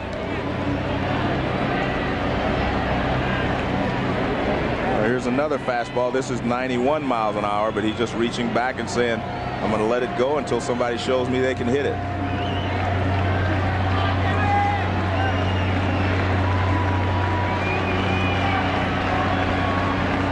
And his 1-2 to Thome is low. Change up.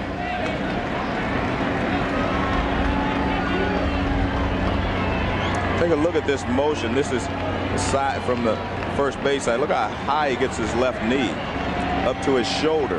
That helps him hide the baseball from the hitter.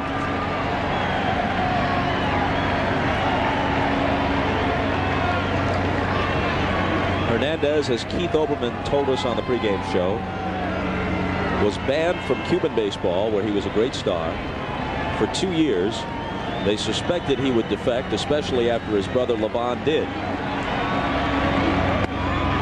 And down goes Thome, 2 straight strikeouts to start the 4th, and 4 in the game for El Duque. Well, his fastball is doing the damage in this inning here. Fastball in, fastball for a strike. Another fastball, he swings through it, throws him a changeup away. Now he comes back with another fastball in under the hands. Just beautiful pitching there from Hernandez.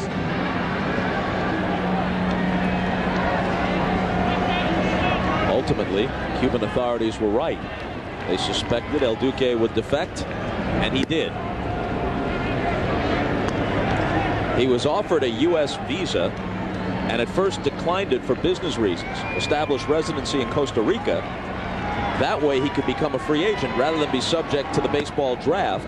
And knowing his value, he was able to get a big contract right away from the Yankees.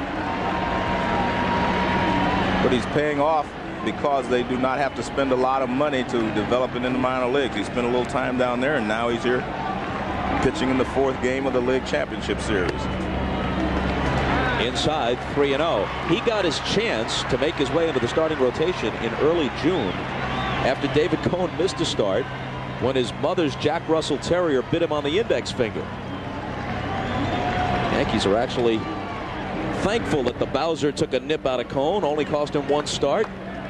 They got a look at El Duque. He went 12-4.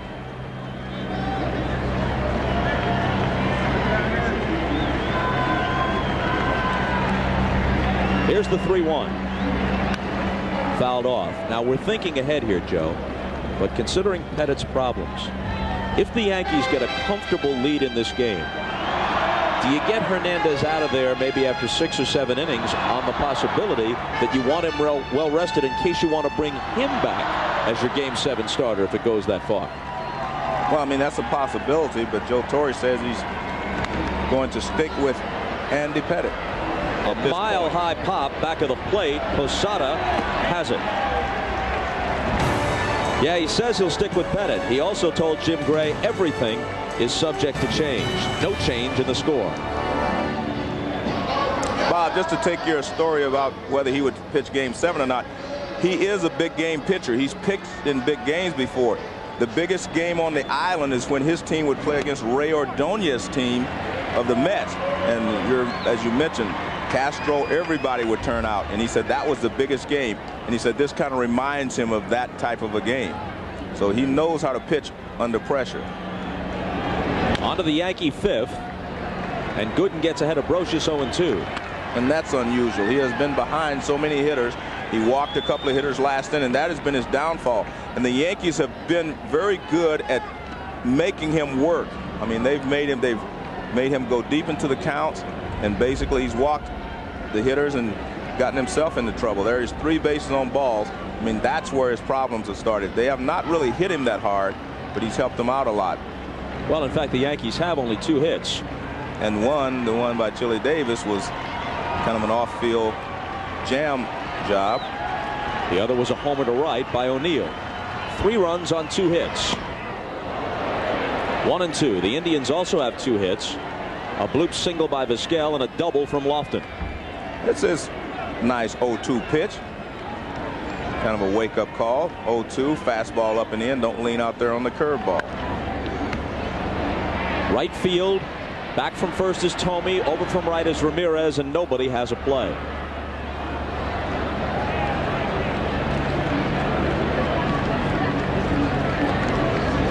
Rochus obtained from Oakland in the deal that sent the left-hander Kenny Rogers to the A's. Raised his average almost 100 points. Hit a dismal 203 for the A's and an even 300 in New York. And it was interesting because he said that one of the problems was last year he hit from such an open stance that it was causing a lot of problems trying to adjust to that. This year he went back to a square stance and he hit 300 with 98 RBIs. To me, that's the most important statistic there, not the 300. 2 balls and 2 strikes. You can see he's hitting from that square stance now, whereas he was open facing the pitcher a lot last year and really struggled. More conventional stance there. A breaking ball hit into left field for a leadoff hit.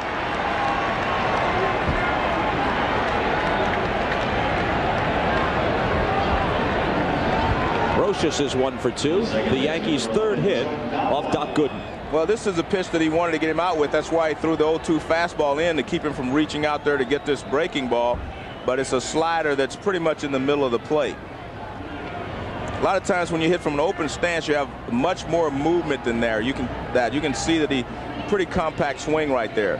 From an open stance, you have to first close your stance and then stride to the pitcher. So that's a lot more movement than a lot of hitting coaches like to see you have. Knobloch's 0 for 2. Jeter on deck. Shows bunt and takes inside.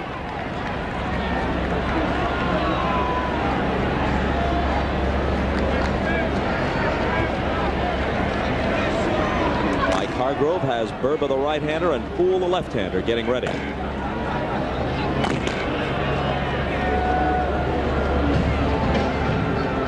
Dwight Gooden is 33 years old, but as Jay Greenberg of the New York Post put it recently, he has to be one of the oldest 33-year-olds on the planet.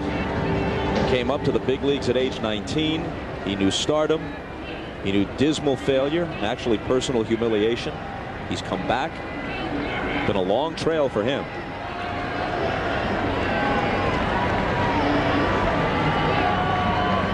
Fryman in close at 3rd. Knobloch looks to bunt again and can't get it done. Well, anytime you see a hitter square to bunt, that high fastball is the toughest pitch to bunt, and a lot of times you can get him to pop it up. If you see a hitter square around, try to throw the fastball up. Gooden throws this one up, and it's just difficult to get that ball bunted on the ground. And another example of the various nicks and bruises that come with the catcher's position, as that one bounced up and took a bite out of Sandy.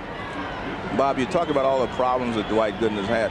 You know, he's one of the nicest guys you ever want to meet. He just made some bad decisions, but he's always been a nice person. His teammates have always loved him. Rochus back. Even though the Yankees lead 3-0, Torrey is under no illusions. They're not exactly busting out with the bats, so he's prepared to start runners. He's prepared to bunt in a situation like this. Anything to generate runs. I've always felt it was a manager's job to help the offense when it goes stale by putting runners in motion, which help the hitters concentrate, makes them concentrate on putting the ball in play more often. And you can bunt, you can hit and run, you can have them take a few pitches. So I've always felt that that's his job. When he sees that they're not hitting, help them out as much as possible.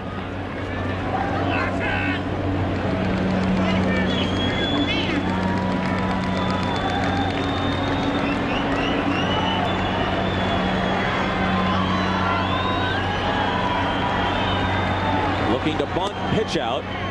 Brocious wasn't going anywhere. Yeah, but now you put yourself in that perfect hit and run situation by pitching out. 2-1, 3-1, 1-0, those are perfect hit and run situations. So a chess game in the dugouts in which Torrey has gained a small edge right now. Well, I think you're right. I think he has the edge if he wants to send Brocious. He goes, and Knobloch is jammed and pops it up. Brocious comes back, and Thome makes the catch. Tomorrow at 2 Eastern Time, watch the final round of the Michelob Championship at Kings Mill from Williamsburg, Virginia. Currently, David Duval is in the lead at 12 under par, a stroke ahead of the field. That's the final round of the Michelob Championship at Kings Mill tomorrow at 2 Eastern on NBC. Well, Torrey got what he wanted, but Knobloch actually tried to hit the ball to right field, and he got jammed. Come on, Jeter looking for his first hit of the night.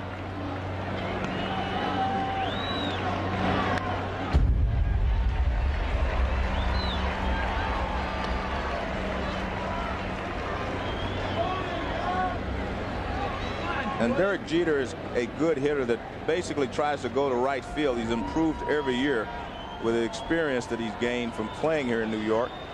And he takes the outside pitches to right field. You have to pitch him inside. And Cleveland has done a good job of pitching him up and in, which is a tough pitch for a right-hander to handle when it's thrown by a right-handed hit pitcher. There it is again. That's exactly where they want to pitch him.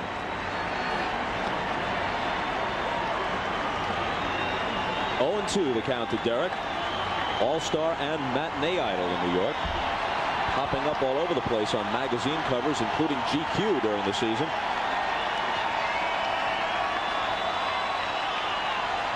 One of the city's more eligible bachelors. Well, now Gooden has him in a good situation. If he can get a sinker down and out over the plate, he may be able to get the ground ball to get out of the inning. Sliced foul, still 0-2.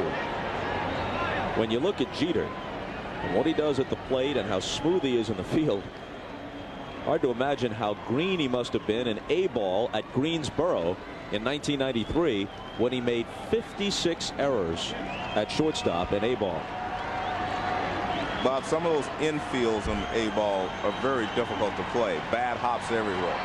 So I'll use that as an excuse for it. Man, that doesn't explain 56 errors playing in a salt mine. The 0-2 pitch. Another foul. Well, you see Gooden established that he came inside twice to get ahead in the count, and he tried to go away the last two pitches to finish him off.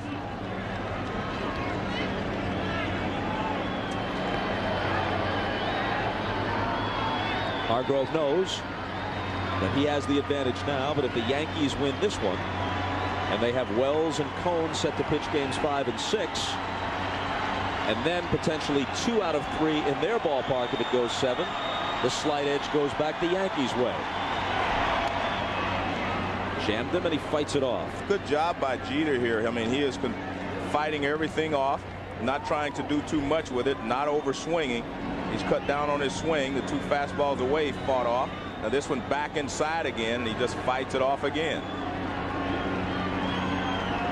Good pitches there by Gooden. You can see he's just fighting them off, not having a good swing at him, but that's his job. Fight him off until he makes a mistake.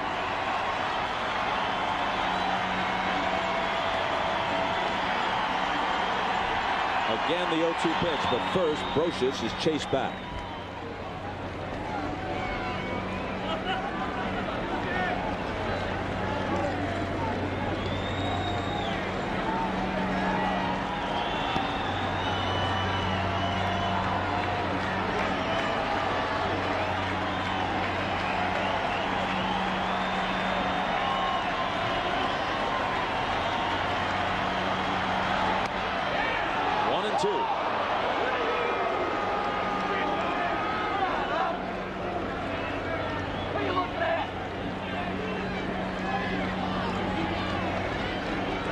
Creeping up on 90.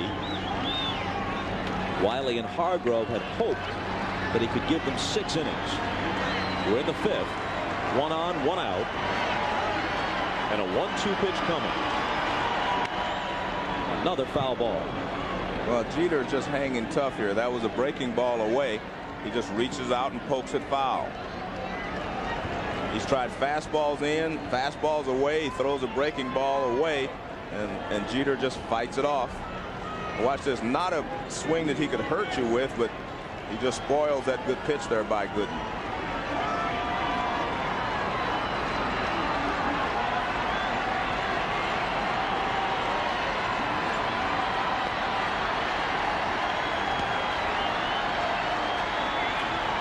Brocious with his lead at first.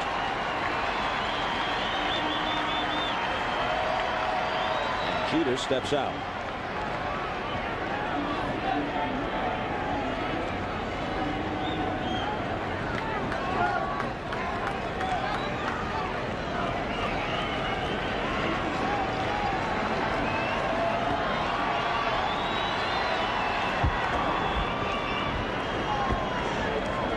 Well, Torrey has put the thought in the Indians' head, no doubt about that, that just about anybody in this order, not just the speedsters, just about anybody could be running in a given situation.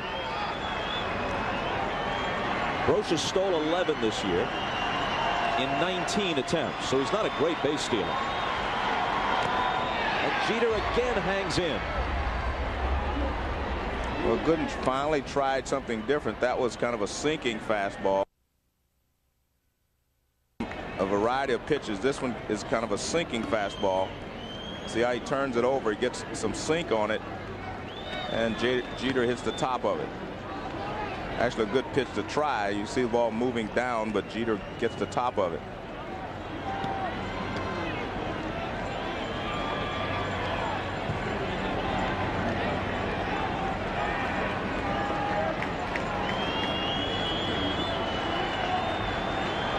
In his youth, Gooden was a horse on the mound. Threw 16 complete games in his Cy Young season. Half of them shutouts. Now, as a 33-year-old veteran, a different kind of pitcher, hoping to give his team 6-7 good innings and turn it over to the bullpen. But trailing here 3-0 as he struggles in the 5th. Outside and low, 2-2.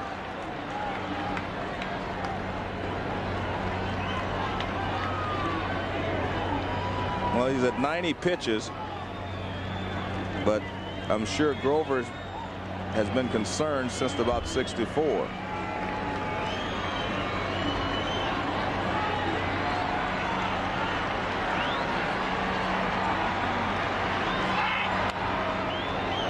What an at-bat for Derek Jeter. I mean, just he spoils all the good pitches that Jeter has made. I mean, that Gooden has made here. And Gooden has not made a mistake, though. You fight him off till you get one that you can handle, but he continues to make good pitches. I mean, look at this. I mean, if you can make a hitter swing like this, you know he's not going to be able to drive the ball. But the guys on the bench say hang tough, and he's doing that.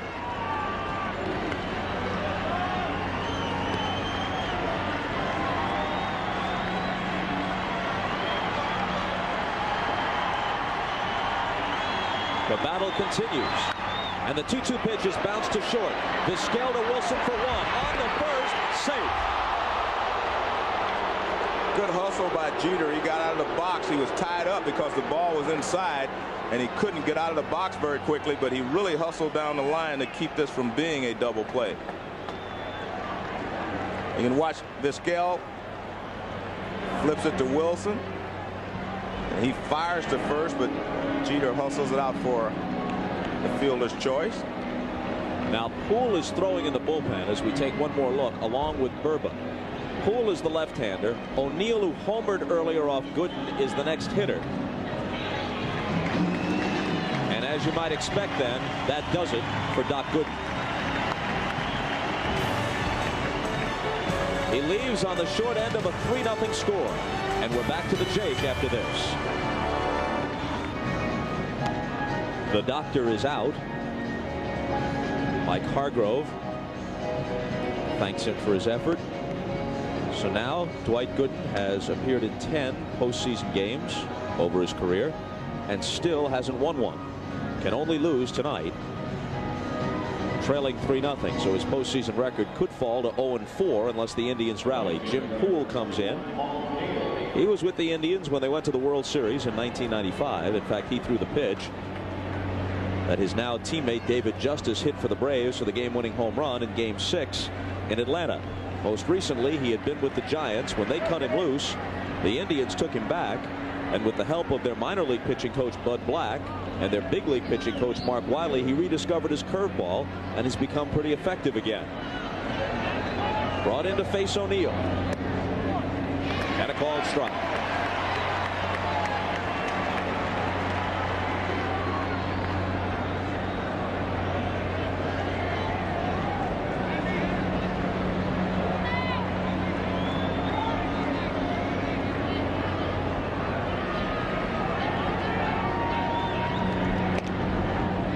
Jeter gets back easily.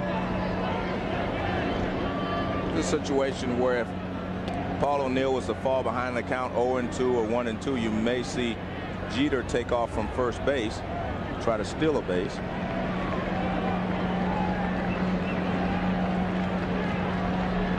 Poole works to the plate. A ball and a strike. O'Neill has homered and walked.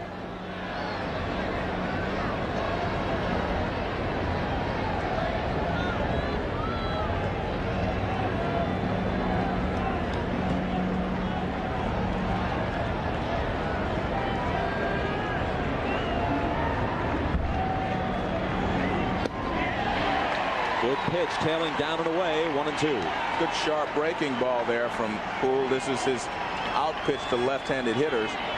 Good hard breaking ball. That's more of a slider than a curveball. And O'Neill can't catch up with it.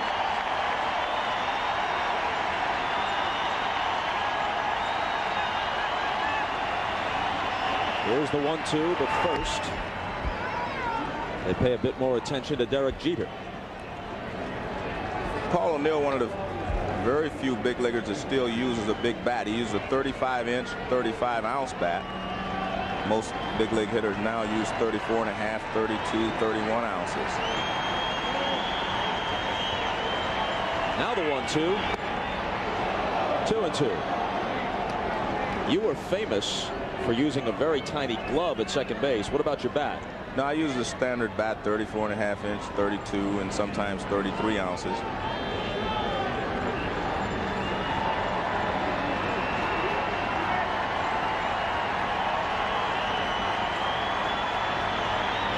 Jeter's not going, and O'Neill taps it weakly foul.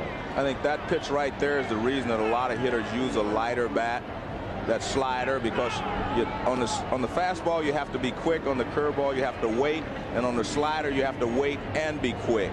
And that's what he tries to do here, wait and then be quick, and that's very difficult to do. So a lighter bat helps a lot of hitters to do that.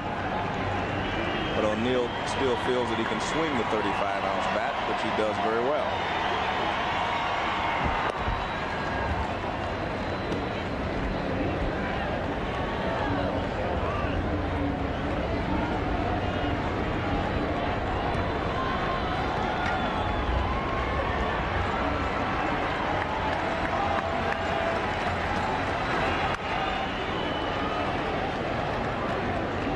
It holds at 2-2.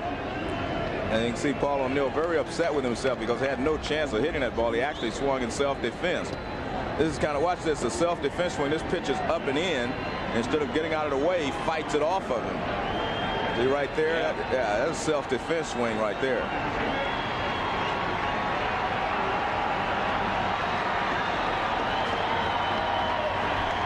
Another 2-2 pitch. Jeter runs this time. Here's the throw from Alcs.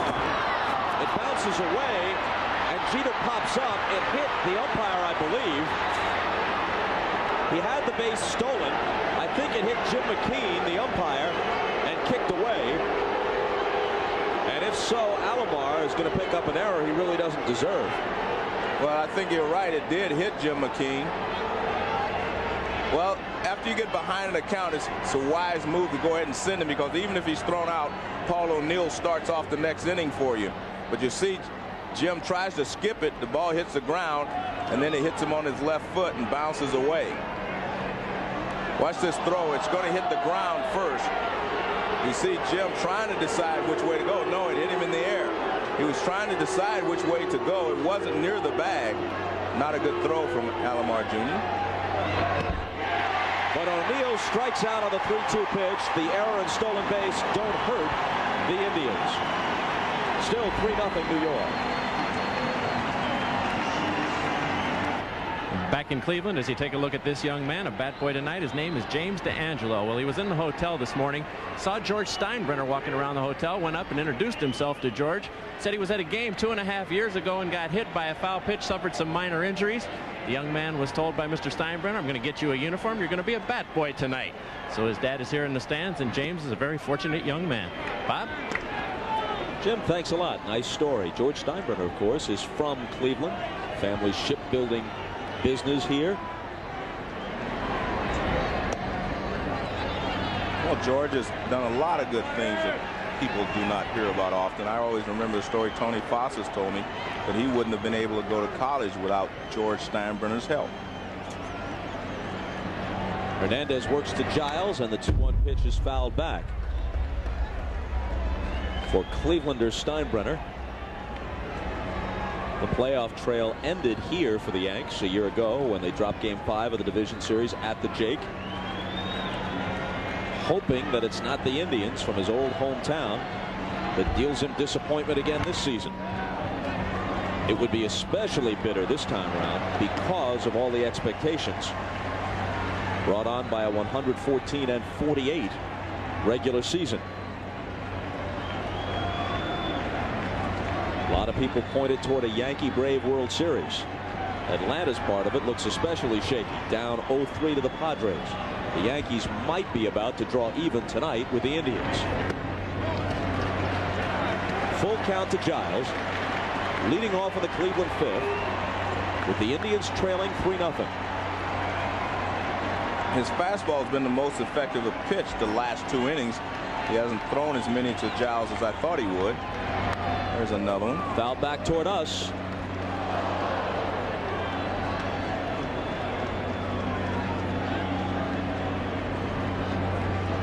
Still a full count. Giles fly to center. His only trip to the plate. He'll be followed by Alomar and Wilson in the fifth.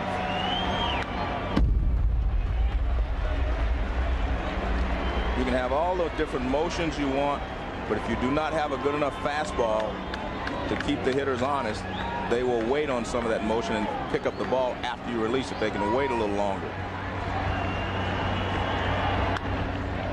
A little pop into shallow right. O'Neill comes racing in. Back goes Knobloch from second and ranging way out there.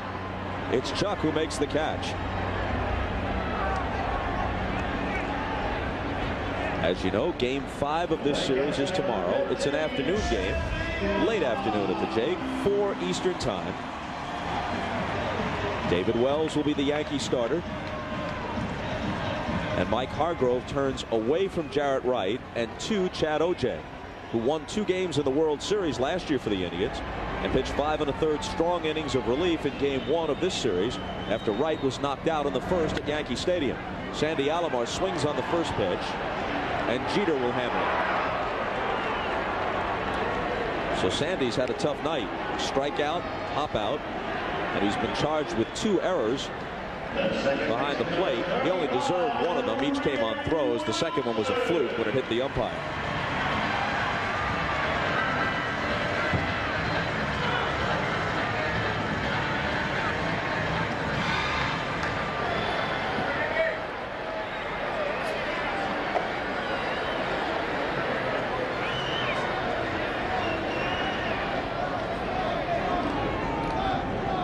Hernandez has retired 7 in a row.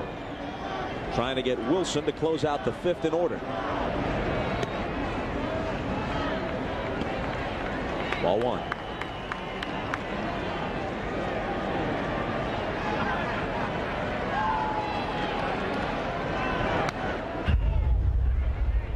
Mike Hargrove tells us that Enrique Wilson's best position is shortstop. But with Omar Vizquel around, no one's going to play here but Omar at shortstop. So they have him at second base for the time being. They're going to pursue a good hitting second baseman, someone with some pop in the offseason. Brocious with a nice play. And he throws him out. In fact, Roberto Alomar's name is frequently mentioned. But if they don't land the guy they want, Enrique Wilson could be the starting second baseman next year in Cleveland. Still 3-0 Yanks.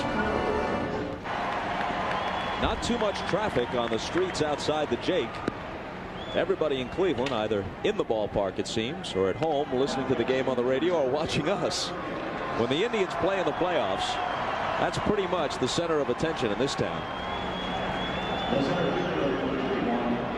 Burba comes in, as expected. Jim Poole faced just one batter. It was Paul O'Neill who struck him out. And they also have a new catcher in there. Einar Diaz comes in. So Sandy Alomar, who's been bothered by a creaky knee, I guess was taken out for that reason. On his last swing, when he went back to the dugout, he just appeared, and like you were saying, I just can't swing. I just can't do it. And I mean, he's really struggled to swing the bat. He really had a look of resignation on his face, and he is a tough player, so it takes a lot to bring him to that point. And he's played a long time with the injured knee. He'll have surgery on it as soon as the Indian season ends. So a new battery for Cleveland. Burba and Diaz.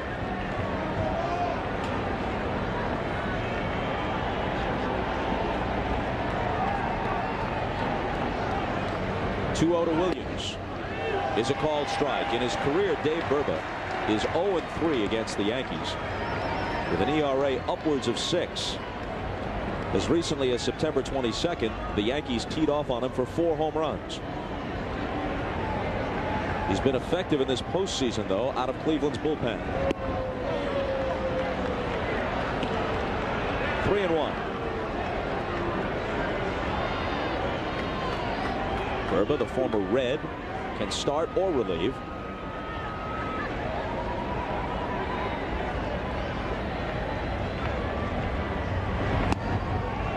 Leadoff walk.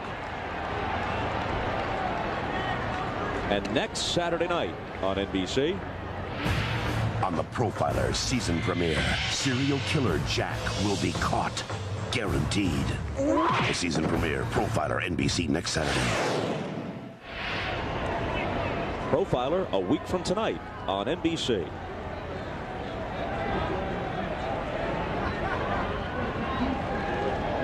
It's a much different Yankee ball club tonight. They're taking a lot of pitches, allowing the Indians to walk them. And they're always getting into hitters counts as compared to last night when Colon was throwing strikes and getting ahead of the hitters.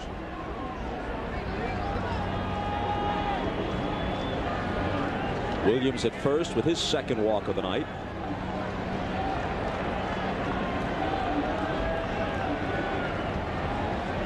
Davis, the hitter, is 1 for 2.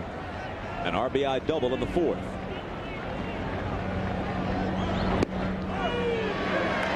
Fastball for a strike, 0-2. Good fastball right on the inside corner from Burba.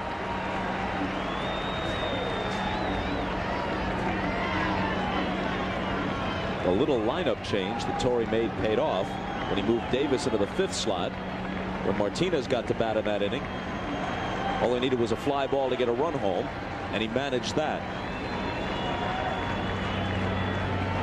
If you're the Yankees, you say, we know he's going to break out of it. Just hope that he can do it either today or tomorrow so he can have some confidence going into the latter stages of the series. Struck him out, runner going, and Williams is safe. Not a bad throw from Diaz just into the game. Well, it was a very difficult pitch to throw, and he looked like a changeup down. He came up and he fired to second base, but Williams had a good jump. This is clearly a hit and run. As Chile had 2 strikes on him, and Williams takes off. You see him look at the plate. I'm trying to figure out why Vizquel caught the ball as he did.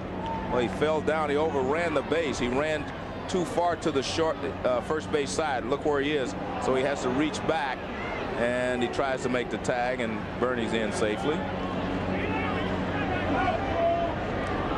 Martinez. If he's going to bust out of it here, he's facing a guy against whom he has a good history. He's 5 for 9 with a home run in his career against Burba.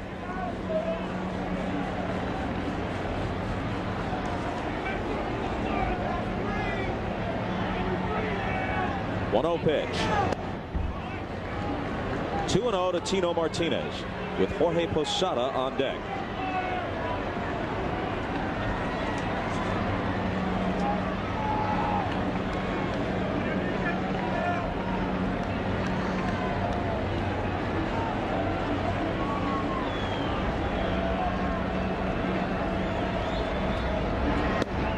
That one's in there.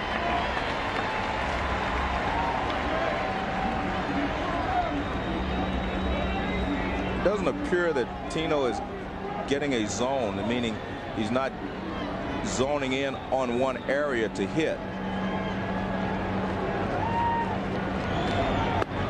Way high and outside, 3-1. When you struggle a little bit, you usually try to say, I'm going to hit the ball middle of the plate out or middle of the plate in. You try to find a zone that you think you can handle. But he seems to be swinging a lot of pitches in and misses, pitches away. He's just not making good contact.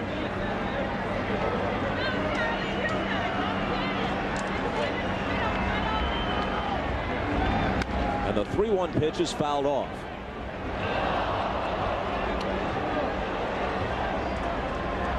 Martinez's demeanor is generally so calm. He's outwardly placid. It's sometimes difficult to read how something is affecting him.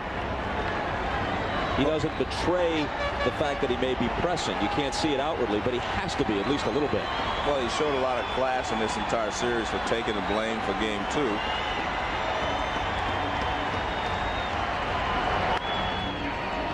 In the game 2 loss, I mean, he said if he makes a better throw, there's not a problem. So, I mean, he accepts the responsibility that goes with hitting in the Yankee lineup and being the RBI man. But he just seems to be late on the fastballs. That's what I'm noticing here. He had a 3-1 fastball. He fouled it over the Cleveland dugout. 3-2 fastball. He's late on.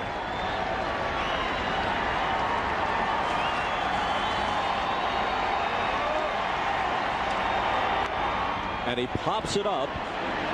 Tomey into foul ground. Martinez still struggles. Well, if you're late on the fastball and early on the curve, that's where your problems are. I mean, it takes a breaking ball up, fastball down, strike on the fastball, 2-0 fastball. Now watch this 3-1 fastball right down the middle of the plate, and he hits it over the Indians' dugout. On the inner half, he hits it over the dugout. Then he throws him an off-speed breaking ball, and he's out in front of it. That means your timing is way off. You're late on the fastball and early on the breaking ball. Well, that belies what I was saying a moment ago. There's some emotion.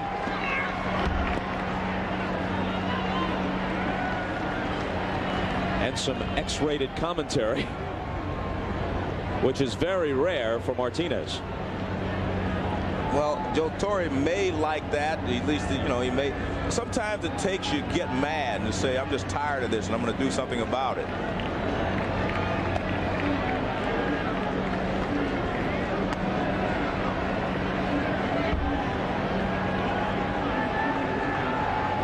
Take my word for it, you do get mad.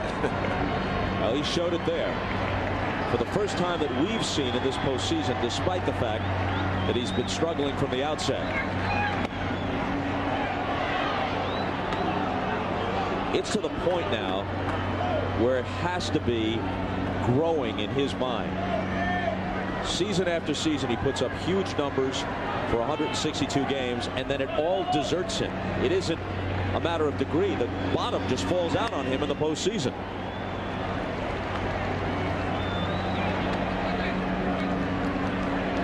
It's not a tail off. He just bottoms out.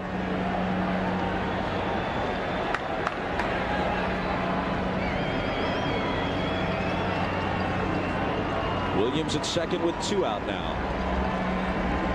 He walked and stole a base. 2-1 the count to Posada.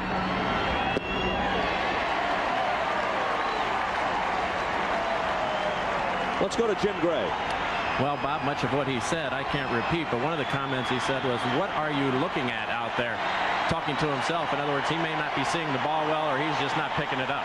Bob? Thanks, Jim. The lip readers in the audience pretty much know what he said.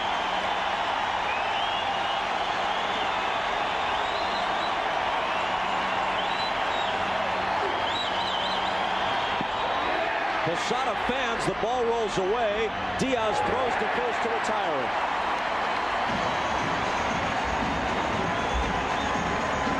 To the bottom of the sixth, 3-0 New York. Consent.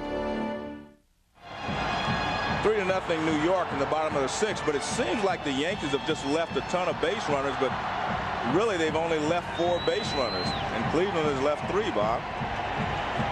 And it's the top of the order for Cleveland in the bottom of the sixth. Off-speed pitch taken by Lofton for a ball. But the one thing, looking at this game, just the way it's progressing, you can't be really comfortable if you're in New York.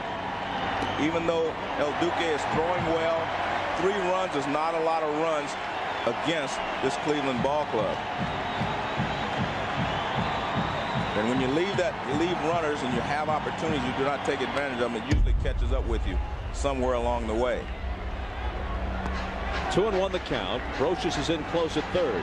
Joe Torre told us, in thinking about the 15-day layoff for Orlando Hernandez, if it was going to bother him, it would probably be in the early innings. He thought if he could settle in early, then he'd find his groove. That may have happened. This ball is popped up. And Knobloch has it for the first out in the sixth. Perhaps the most important pitch thrown in this game by El Duque was the one that Jim Thome didn't quite get all of in the first inning. He was struggling, as Torre feared he might, in the first inning. 2 on, 2 out, and Thome nearly hit it out for a 3-run home run. Just barely missed it. O'Neill took it on the warning track. Hernandez weathered that storm and has the Indians shut out to this point on 2 hits. A strike to Vizquel. And he seems to really like to start a lot of left-handed hitters off with the overhand curveball.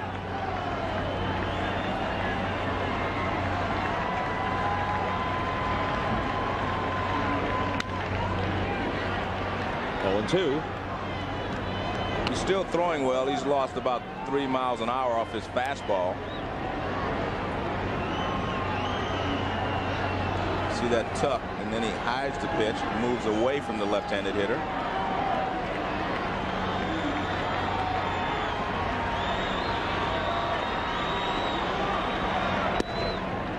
Fastball up high. Vizquel has singled, stolen a base, and lined to short.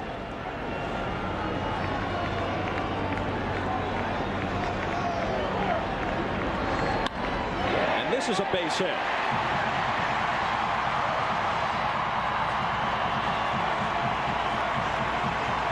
Just the third for Cleveland. Well, he knows he got the pitch up too high. He starts him off with a curveball for a strike. Fouls off the fastball. Takes the fastball. Now he hits this one toward the end of the bat, but he flips it into left center field for a base hit. And El Duque pointed to himself and said it was his fault simply because he didn't get the pitch down.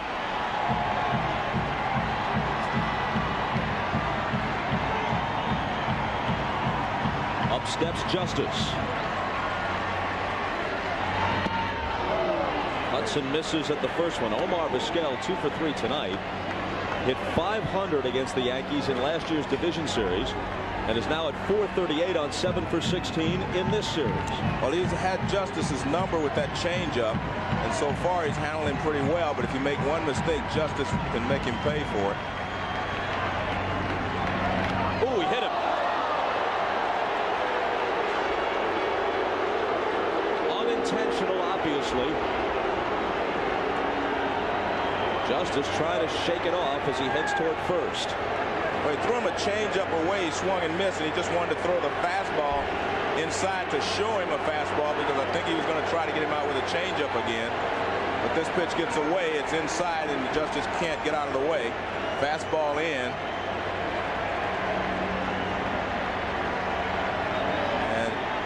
Justice just cannot get out of the way. Fastball's just supposed to be inside. It gets him on the right elbow.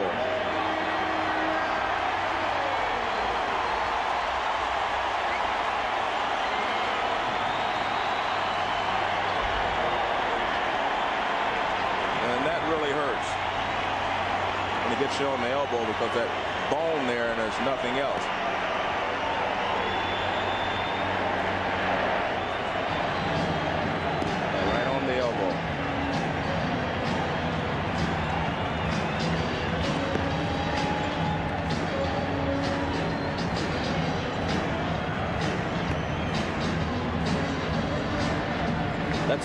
Go ahead, Joe.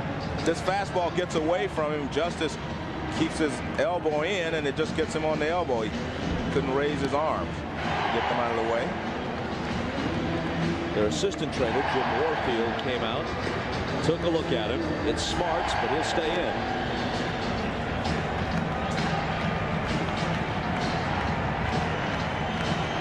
And suddenly, on a single and a hit batter, the tying run comes to the plate in the person of Manny Ramirez. And you have Jim Thome to follow, so their Powers here with a chance to tie.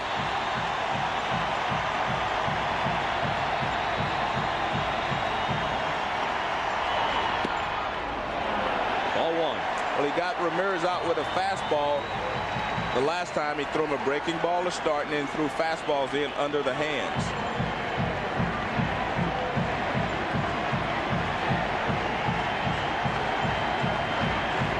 In 6 at-bats this year against Hernandez, Ramirez is hitless.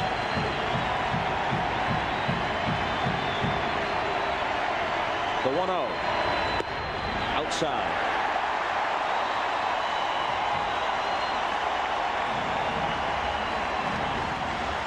Well, Stottlemyre knows that El Duque is a pitch or two away from big trouble.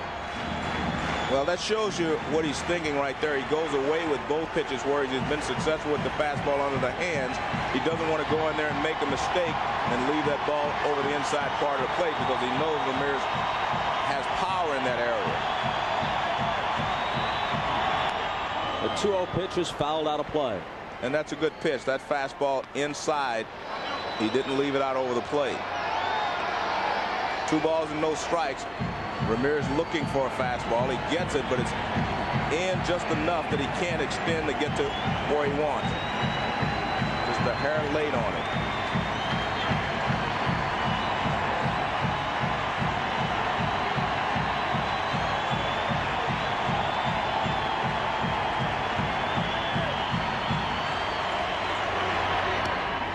Cuts and misses 2-2. Ramirez with 4 homers in this postseason. Homer and a long double last night.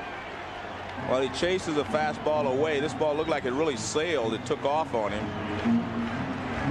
It's supposed to be inside, but look where it is. It's away, and it kind of sailed on him, and he could not reach it. Jeff Nelson, the righty.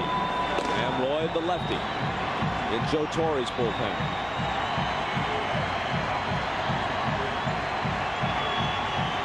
Hernandez in a jam in the 6th. 2 on, 1 out. And Ramirez steps out.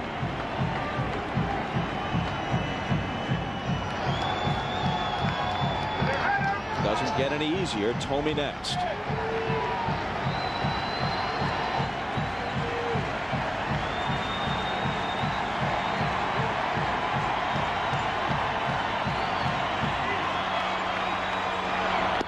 Struck him out.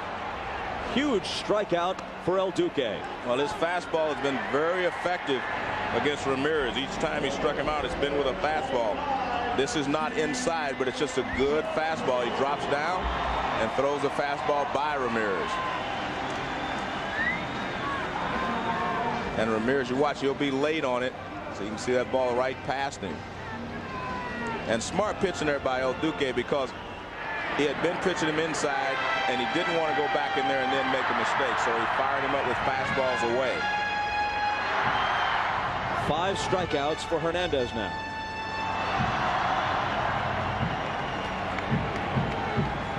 He's walked 1 and hit a man. The hit batter was Justice in this inning. He's at first. Vizquel is at second. Thome has flied to deep right and struck out. Ball one.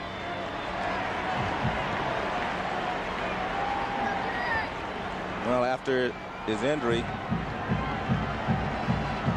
everything kind of slowed down,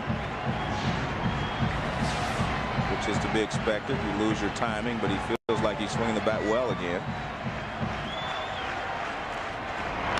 Foul back. The injury was a broken hand, hit on the hand by a Wilson Alvarez pitch. This is what he's done tonight. Almost jacked this one out of here on El Duque in the first, but O'Neill took it on the warning track, and then Hernandez struck him out in the fourth. And just nice fastball there in that last at bat, right in under the hands.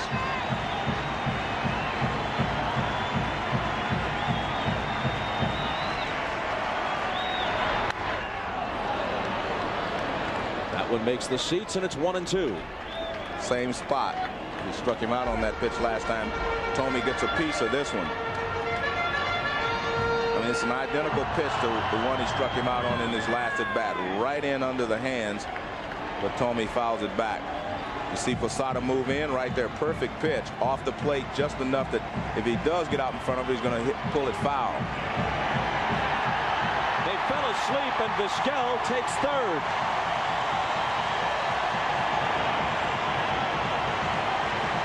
Well, we saw this earlier that Brocious was playing back so far that there's no way that he could get to third base before Vizquel, even if he tried a regular steal. You see right there, smart play by Brocious to say, hey, hold it.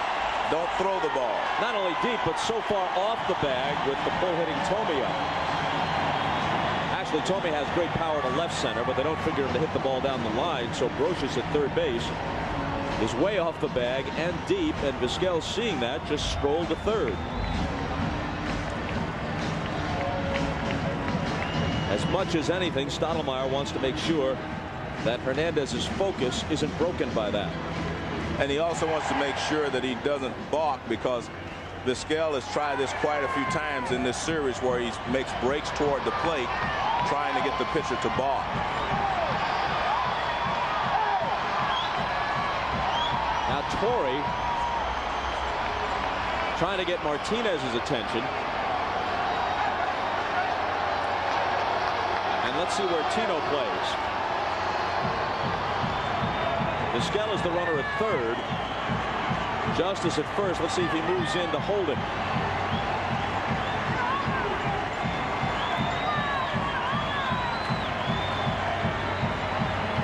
Tino backpedaling into position. The pitch to Thome, down and away.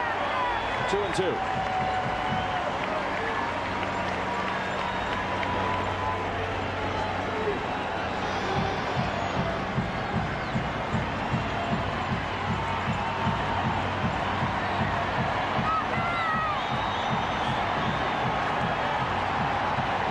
Dancing down that line at third, trying to distract El Duque.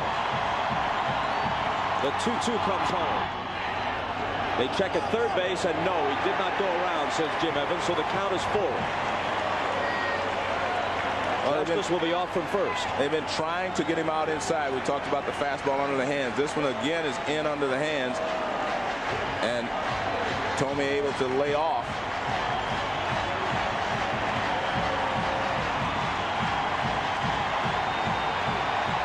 Is on deck.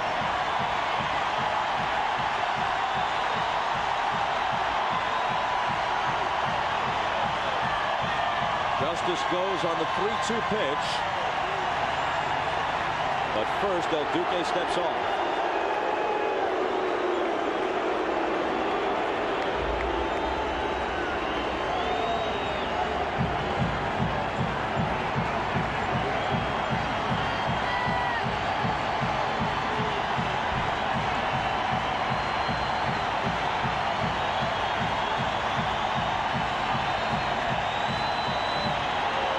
Comes, and it's fouled back. That was Hernandez's 100th pitch. Hernandez must be a little more effective at hiding the baseball than it appears, because that's a fastball in. I mean, it was a pretty good pitch for Thome to handle, and he's late on it. He's had trouble with his fastball the entire night.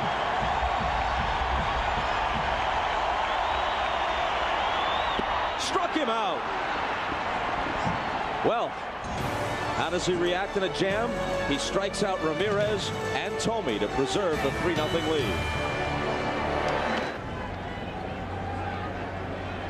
On to the 7th. Hits are even. Score is not. 3-0 New York. Chad Curtis, starting tonight in left field, is struck out and hit into a double play. He'll be followed by Brocious and Knobloch.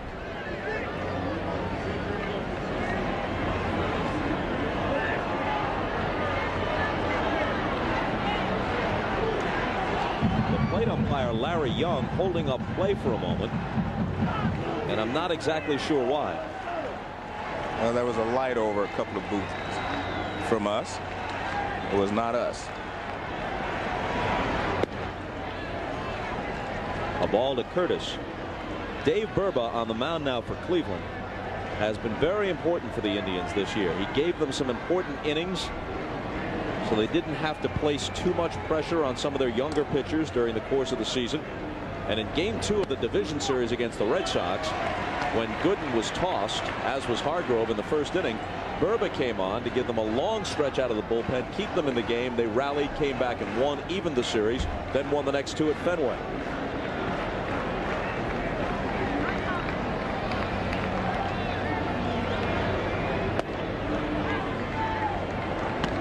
The report on Sandy Alomar is that he left the game because of back spasms, and his availability is day-to-day. So his leaving this game didn't have anything to do with his aching knee that has bothered him all season, at least according to that report.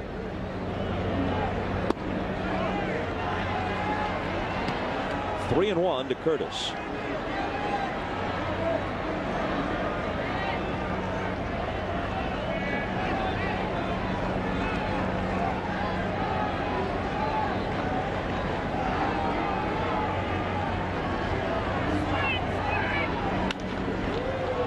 Down the right field line and out of play. And talking to Joe Torre about lack of hitting, you know, not only, you know, from his ball club, but a lot of the playoff series around baseball, he says that the balls are, he just sees the ball really moving well from some of these top pitchers. And I still believe that the top 25 pitchers in baseball are still very, very good, even with expansion. And that's basically, you're seeing the top pitchers in the playoffs this year. Because I'm still surprised. Right there, Chad Curtis had a 3-1 fastball, and he's late on it. Vizquel naturally throws him out.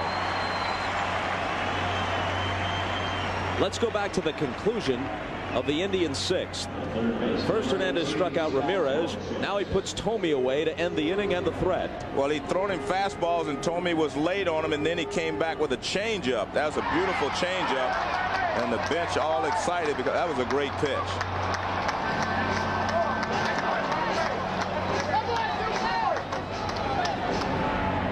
Here's Brocious, who's 1 for 2. Check swing foul.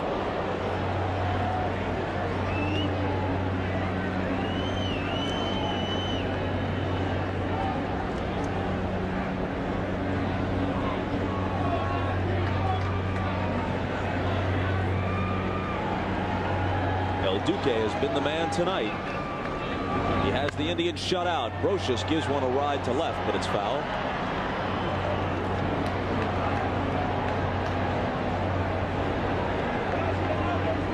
It's doubtful that Hernandez will be around at the finish tonight. He was used to going all the way in Cuba, though. In fact, Joe Torre says the first time he had to take Hernandez out of a game, I practically had to pry his glove open and take the ball out myself.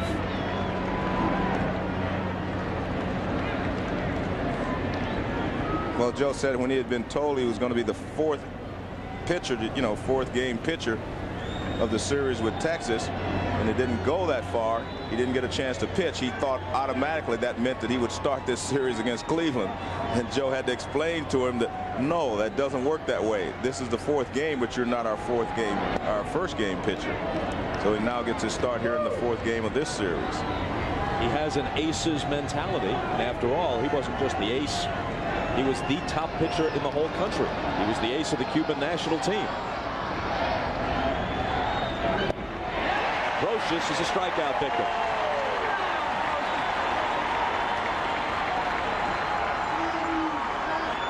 Baseball doubleheader tomorrow. We'll start it off at 4 Eastern time from the Jake. Wells against OJ in Game 5 of this series. Then Atlanta tries to stay alive at San Diego. What an atmosphere there. Those folks were going wild as the Padres took a 3-0 lead in that series against Atlanta earlier today.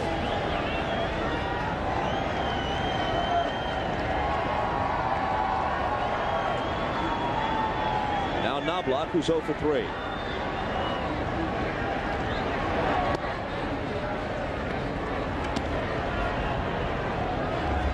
Can you imagine the San Diego Padres? They've beat both Maddox and Glavine now. They beat Randy Johnson twice.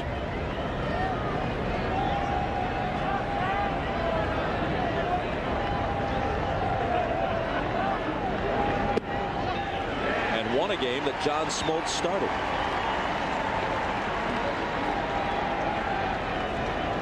Boomer Wells offered to pitch today in Game 4. On 3 days rest with the Yankees down 2-1. There he is with Andy Pettitte, last night's loser. And at least at the moment, the 7th game starter if it goes that far. Charging is Wilson. And he throws Knobloch out. Torrey told Wells, no, you're scheduled to pitch the 5th game. Just sit tight until then. Yanks lead it 3-0. The Spirit of Akron is based in Suffield, Ohio, just 50 miles south of Jacobs Field. Carrying on the tradition of 70 years of Goodyear blimps hovering over major events in America. Travis Fryman starts it in the Cleveland 7th. A lot of the talk before the ball game was about El Duque's breaking ball, but his fastball has been his most effective pitch. He's mixed in a few changeups, but it's been his fastball that he's used to set these hitters up with.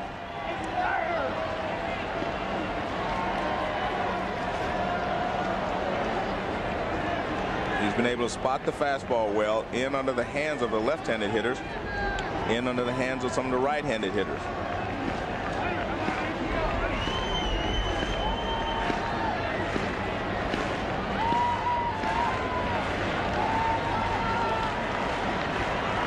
Here's his 1-1 to Travis Fryman. Sidearm lined, a one-hopper taken by Jeter, who throws him out. Let's go back to the conclusion of the Yankees 7th. Here's the pitch from Burba that gets in on Knobloch's hands. He's retired at first, and as he crosses the bag, he talks it over with his coach, Jose Cardinal. Inside? Your kitchen. I know, but did I let it get on me or was it inside? Oh boy, you threw like a Carter. Now you play defense now. Now Giles pops one up. Posada's got it.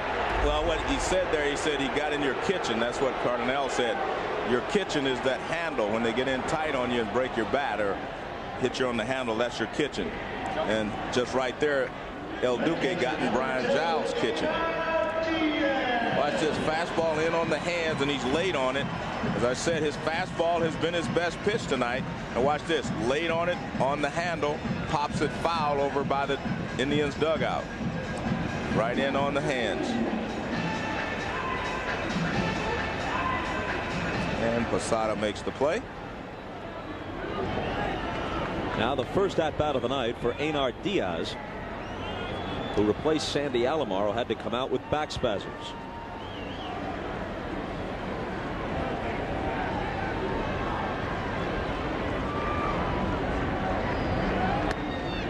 Diaz is 25 years old, kind of on the small side for a catcher these days, 5'10" and 165. Played a handful of games for the Indians in '96 and '97, most of that time in the minors.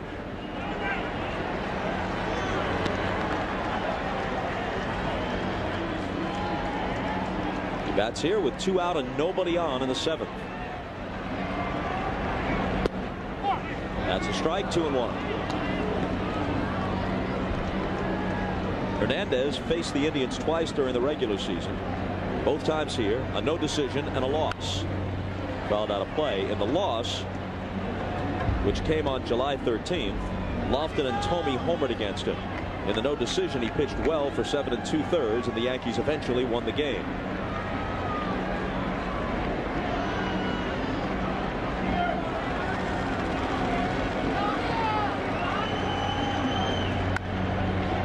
Still 2-2. A year ago this month, he was searching for radio descriptions of LCS and World Series games pitched by his brother Livan Hernandez. Said he couldn't pick up a television signal. Trying to get the game on the radio. Was able to get parts of it during Hernandez's starts. Diaz waited on that one and lined it to left, but Curtis is right there. So Orlando Hernandez works a perfect 7th. He has the Tribe shut out to this point. It's been a swinging strikeout. The guys are a little bit more aggressive. They're not taking any. And it finishes up. And contrast that to the first game when David Wells had 5 of his first 6 punch-outs were called strikeouts. Now in the 8th, as the Yankees look to pad their lead, they'll send up Jeter, O'Neill, and Williams against Burba. The Cleveland bullpen continues to excel in this series. They asked Poole to get one out in a crucial situation. He fanned O'Neill. Burba has come through every time he's been called upon. First in the division series, now in the LCS. 0-2 to Jeter.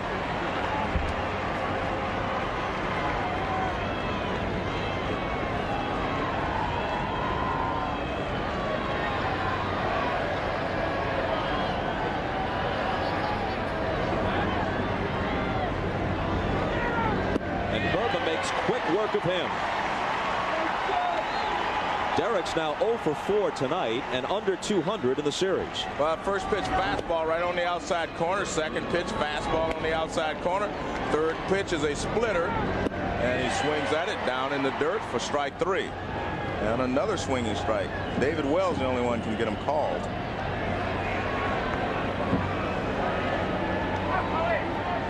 There's David.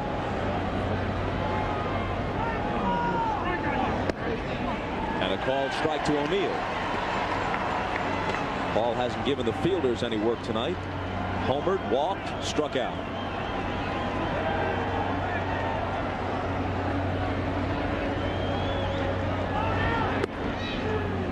One and one. Burba has come on and struck out 4 of the 8 hitters he's faced.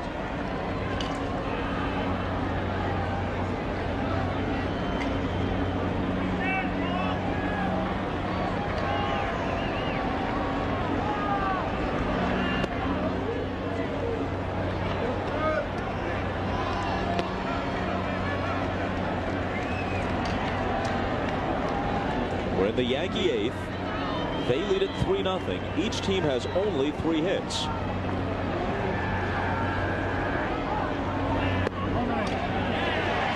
Called strike 2-2.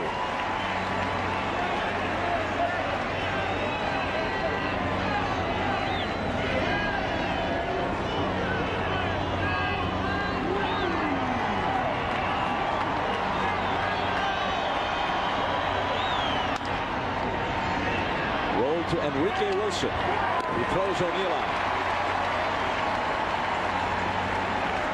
2 down in the Yankee 8th, and a reminder that tomorrow at 2 Eastern, you can watch the final round of the Michelob Championship at Kings Mill from Williamsburg, Virginia.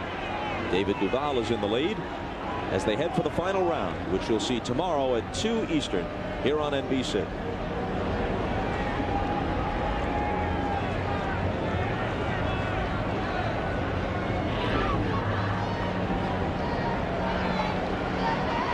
was still upset with Larry Young, the plate umpire. He thought the called second strike was outside.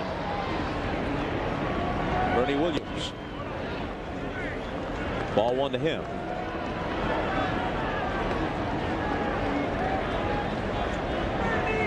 He's still yelling at Young. I think he said that's why I swung at it. The pitch was low, the 2-2 pitch on which he grounded out, and he yells back at Young, that's why I swung at it. Sarcastically meaning, hey, if you're going to call everything a strike, I'm forced to swing at junk. Still glaring at him. And Young returning the gaze.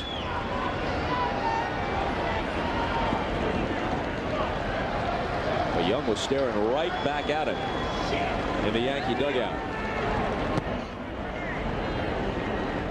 Well, Dave Berber's been throwing strikes. He's been getting ahead of the hitters and getting them to swing at that splitter.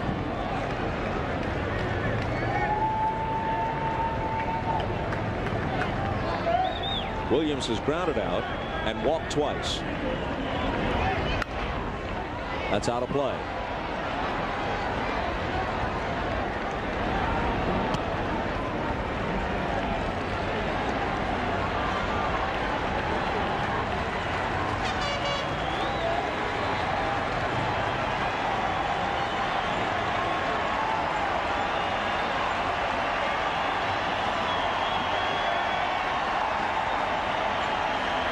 The 2-2 pitch. Off the inside corner, full count. Berber tried to throw that one off the plate, let it move back on the corner, just missed. He's throwing exceptionally well tonight.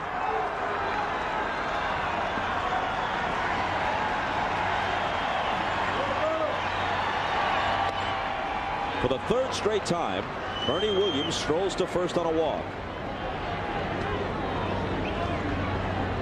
Considering the way the Yankees have played it tonight, running at every opportunity, with the speedy Williams on and 2 out, you can look for him to go if he gets a chance.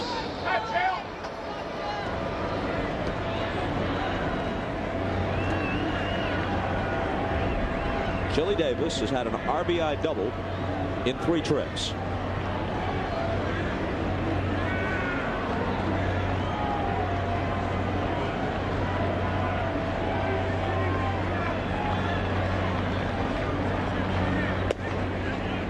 Fastball inside. Berber does not have the high leg kick, so he's not going to give you a great opportunity to run if you're Bernie Williams at first base.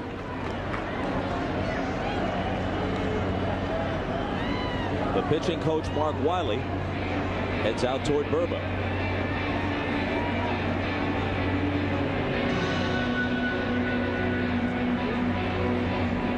A lot of times the pitching coach will be sitting on the bench and he'll just notice something in your delivery. Maybe that you're rushing, you're getting your arm too far behind you, a lot of little things that we may not even notice from up here, but he sees those things because he's so used to watching Berber. You get a picture in your mind of how he should be delivering the ball. Larry Young is headed out toward the mound to tell him to break it up and get going. We're in the top of the 8th. There have been only 3 runs scored and only 6 hits total, and this game is just about 3 hours old.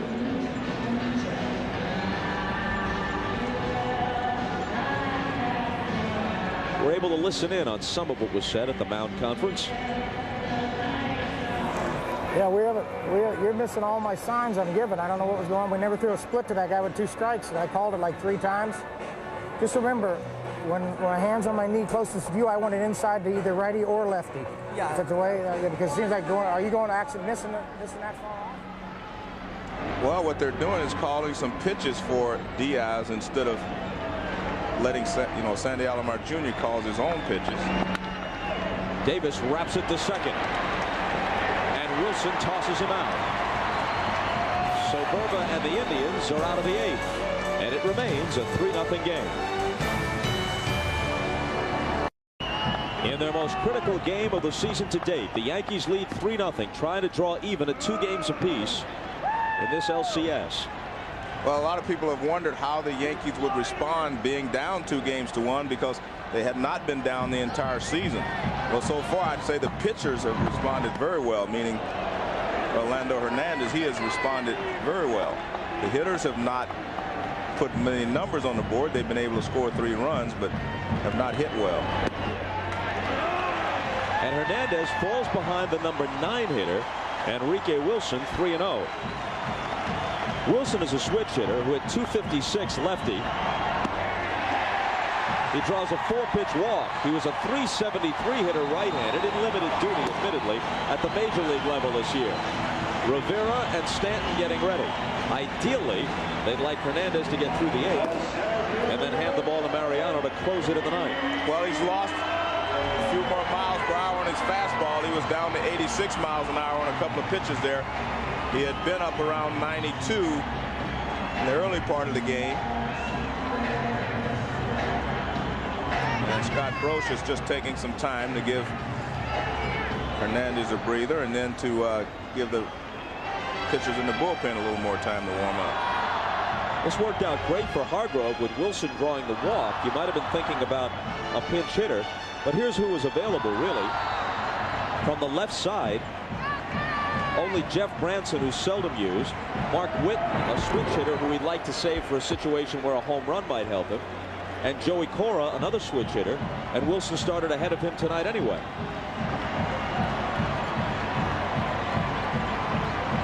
Here's Lofton as they try to get something going. I think you have to take at least one strike here if you're Lofton. Give Hernandez a chance to walk you, or at least make him throw a few more pitches.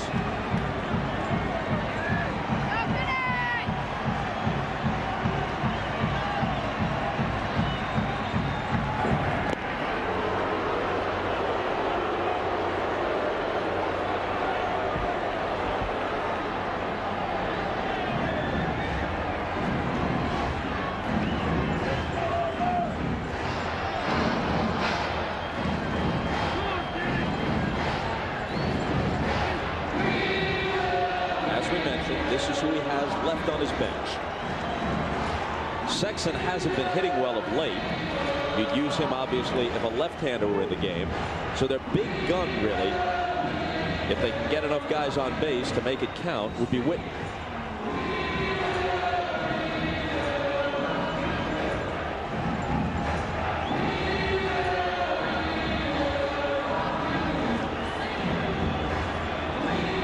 They're going to make a change right now. Stanton comes out of the bullpen to pitch to Lofton. Great work by Hernandez. Don McDuff is the pilot tonight of the Goodyear Blimp Spirit of Akron.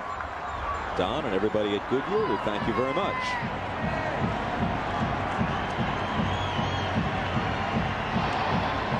Orlando Hernandez with reason to smile. He struck out 6, he walked 2, he hit a batter, and gave the Indians just 3 hits in 7+ innings. The walk to Wilson to start the 8th finished him and brought Stanton out of the bullpen to face Lofton. Starts him with a strike.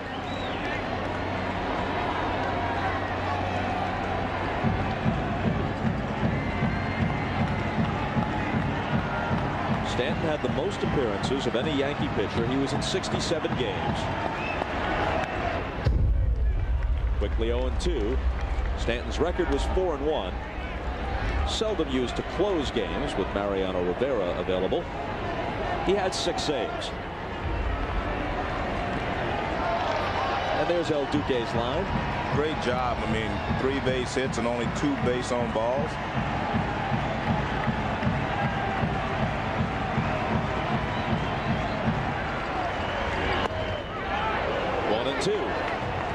Well, I'll ask it again. Off what Pettit did last night and Hernandez has done tonight, if this goes 7, who's Joe Torre's pitcher? It's a good question, but like Joe says, he remembers what Pettit did in the game against the Atlanta Braves a couple of years ago when they came back and won the World Championship. So he's very loyal to his people. So, you know, it's going to be a tough decision for him. But after what Hernandez did today, if it gets that far and everything being equal, you know, you'd have to think about it if you're Joe Torre. You'd have to think about starting Hernandez, I should say. That'll make the seats down the left side. What Pettit did for Torrey in Game 5 of the '96 World Series in Atlanta was outduel John Smoltz 1-0 as the Yankees took a 3-2 edge back home and then won it all in the 6th game. But more recently, he's been shelled by the Indians 3 times in postseason play. Twice in last year's division series. Last night in Game 3 of the LCS. Lofton lays off 2-2.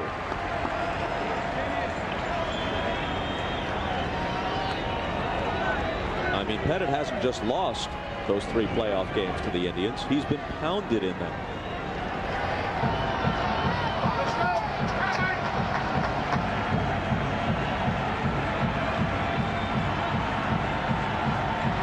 The Indians a hit, walk, or error away from bringing the tying run to the plate again.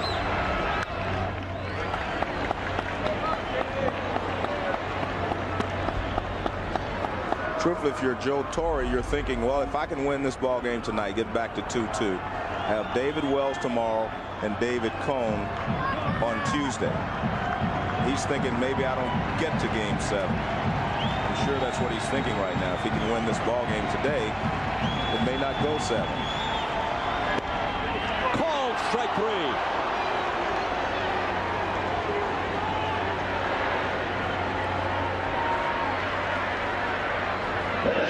Well, Stanton fires a fastball over the outside part of the plate.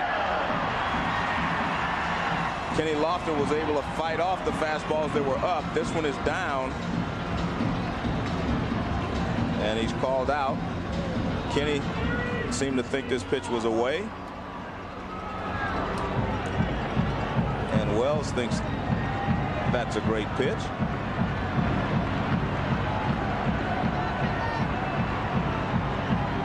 Vizquel bats righty and takes a ball. Justice is on deck.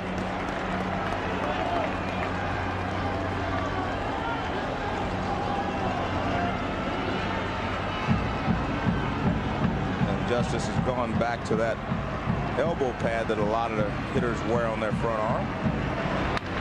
Ripped to left. A base hit that brings the tying run to the plate. The 3rd hit of the night for Omar Vizquel. And it raises the possibility that we'll see Rivera before the 9th.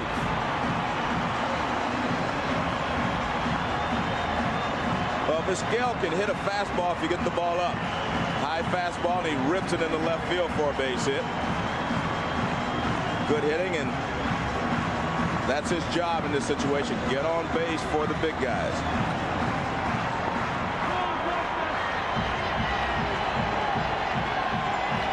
Lefty Stanton will work to Justice. The right-handed hitting Ramirez is on deck. Possible double play. Knobloch to Jeter for 1. On to first, and they turn it. The Yankees 3 outs away from evening the series.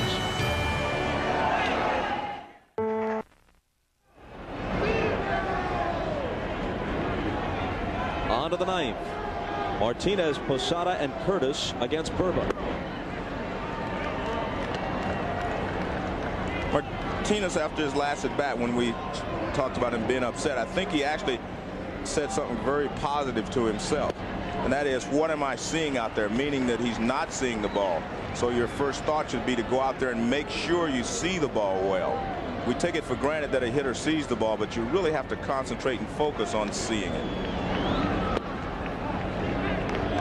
2 balls and a strike. Officially tonight, Martinez is just 0 for 1. He had a walk, a stolen base, and when Lofton was charged with an error, dropping his fly ball to center field, Bernie Williams was tagging. They assumed he would have scored from 3rd, so it's ruled a sacrifice fly. He takes this one down the left field line, in there for what he hopes is a slump-breaking base hit. On his way to 2nd, leadoff double.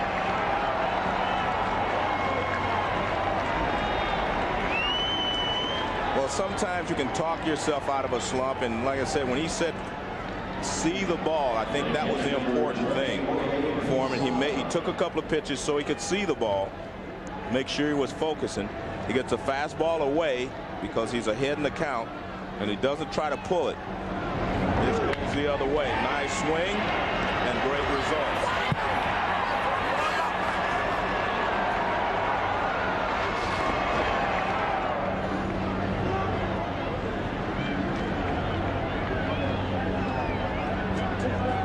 The Yankees, like the Indians, now have just 4 hits. Homer Bush is going to come in and run for Tino Martinez.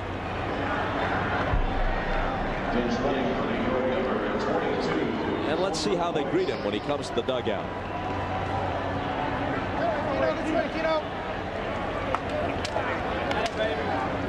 Well, they know how important he is to their offense.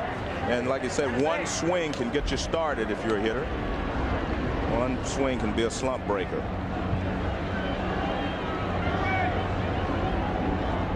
Here's Posada taking a strike with the lightning fast Homer Bush dancing around now off second base.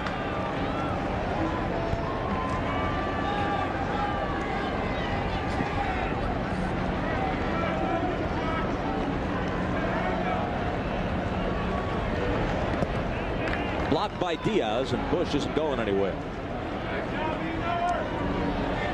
Unfortunately for Cleveland, 3 of their 4 hits belong to Vizquel.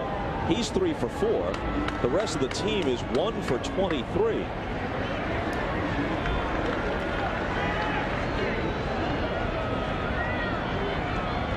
They may have had their best chances in the first when Tomey flied to deep right with 2 on, and a moment ago in the 8th when Justice was the tying run at the plate and grounded into an inning-ending double play, depriving Manny Ramirez of a shot at it as he waited in the on-deck circle. Well, Posada's job now is to make sure he advances the runner. He'll be trying to pull the ball to the right side. That's an important run out there for the New York Yankees. Lines it to right, and it's taken by Ramirez. That ball was stung, but right at Manny.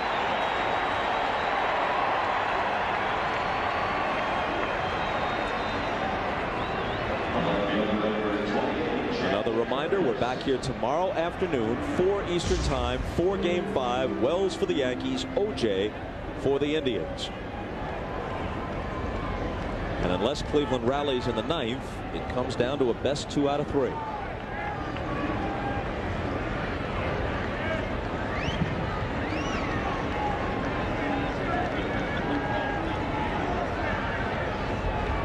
Chad Curtis now with Brocious waiting next. Fastball upstairs.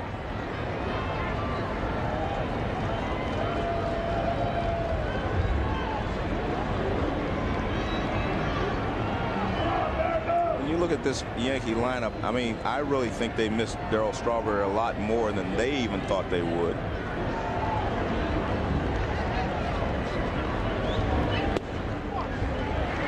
Darryl had a terrific home run per time at bat ratio for them. And for a while, the incredible play of Shane Spencer lessened the impact of Darryl's departure because of illness.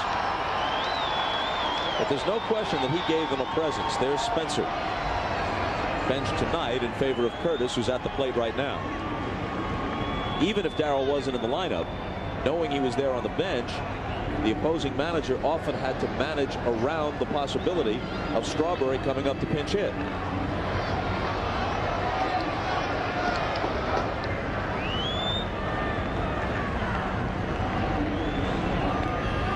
Gets away from Diaz, goes all the way back to the screen, and Bush takes third.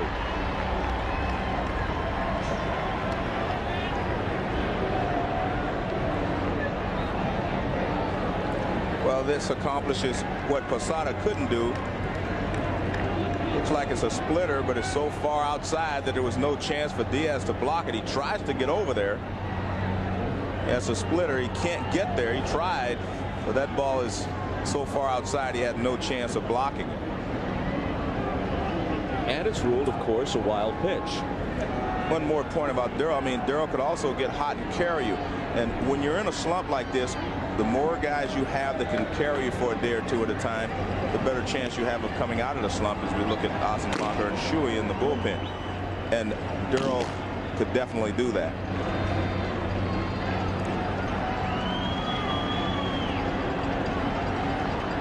The infield has to come in.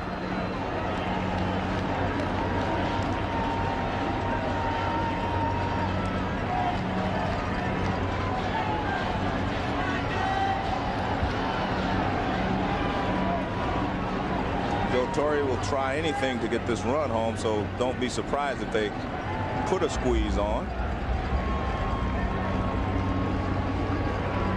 And Burba steps off.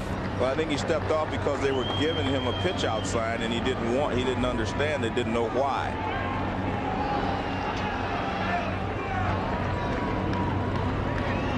Now he works to Curtis, and there is the pitch out, and Bush goes diving back to third, although Diaz didn't throw. Well, you know, pitchers, if you watch them closely, they will give away pitch outs a lot of times because they were trying to give him the pitch out sign, and he was looking in like, well, what is that for? And so he gives that away. I mean, it's very simple, and I know Hargrove's upset about it because that alerted the Yankees to the fact that something was on. He saw Mike shake his head a little bit. Like, what's the point? Yeah. If you've tipped everybody in the ballpark off. This is a 3-1 pitch. Well, an intentional walk in effect. Right. Well, he did square around, you know, the pitch before, and they had it figured, but they couldn't make it work. They figured if they kept it on, they've got Bush coming down the line from third. If they walk Curtis, they don't care. We'll be back. And we saw Dave Burba confused with the pitch out, but here's the safety squeeze. The difference between the safety squeeze and the suicide, you see Homer Bush doesn't break. And the reason they can use a safety squeeze is because Homer Bush is so fast that if they get the ball down, he'll score easily. Most other times you have to have the suicide squeeze because you have to put the runner in motion. Shuey comes in. Brocious swings on the first pitch. Skies one to left field. Giles right on the line to make the catch. Bush tags, comes speeding home. Throw to second. Safe there. If they had gotten him at second, Bush had crossed home plate before the tag, and the run would have counted anyway. And that's the speed of Bush right there. I mean, he was tagging up on a shallow fly ball, and he's able to make it. And a good job by Curtis to put pressure on them to cut it off. And see, that's a shallow fly ball, really, but Homer Bush is just so fast. See how deep? He's not very deep, but he is so fast that they didn't have a chance. Good cutoff by Brocious, but not a chance at second base. Curtis heads up and moves down to second. So it's 4-0 New York. And Knobloch, who's 0 for 4, stands in with 2 out.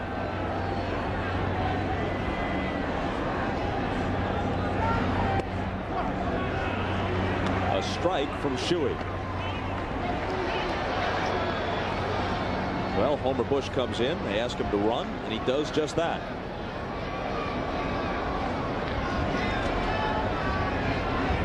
Tim Raines saying to him, I used to be just that fast, son, but I'm 39 now.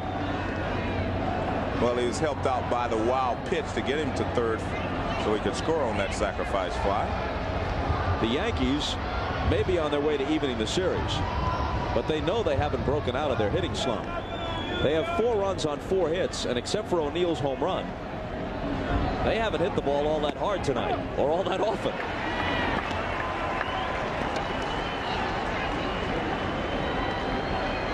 Just a reminder that after your late local news, it's a Saturday Night Live classic compilation, the best of Dana Carvey.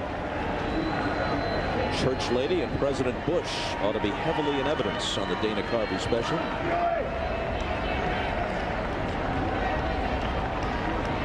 Here's the 0-2 to Knobloch.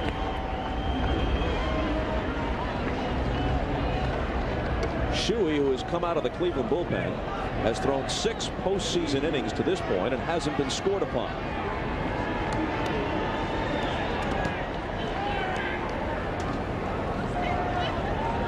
So Joe Torre, knowing that his club still isn't hitting, has tried just about everything. Steals, hit and runs, had the safety squeeze on. Well, as I said earlier, that's what a manager's job is. When he finds out that thinks his team is stale, you try to give him some help. Vizquel takes it on the move and throws Knobloch out. Chuck goes 0 for 5, but the Yankees may be headed for Game 5 even in the series. All right. Because the Yankees scored a run in the top of the 9th to make it 4-0, this is not a save situation for Mariano Rivera.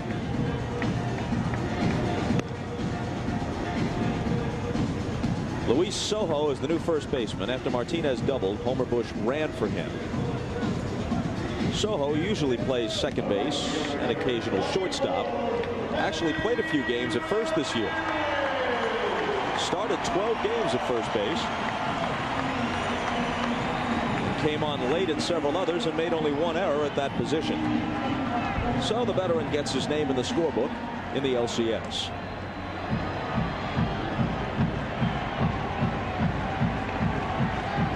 Manny Ramirez has walked and struck out twice. Facing a pitcher he's never solved, Rivera.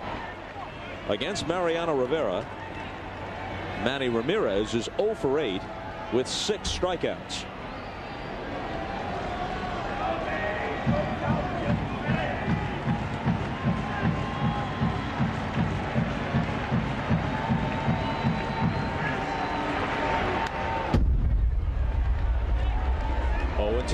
Well, that pitch right there is why the good high fastball, especially in the middle of the plate end, is a weakness for Ramirez and most other hitters as well. You have to lay off this high fastball. You can't handle it, especially from the right side. High fastball, he fouls it back. Had a pretty good swing, though.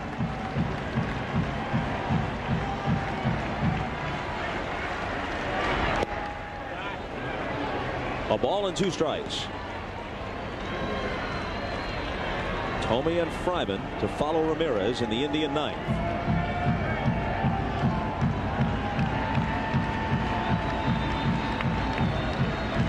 Even though he's 0 for 8 against Rivera, I can tell you he's glad to see him because El Duque had him thoroughly confused.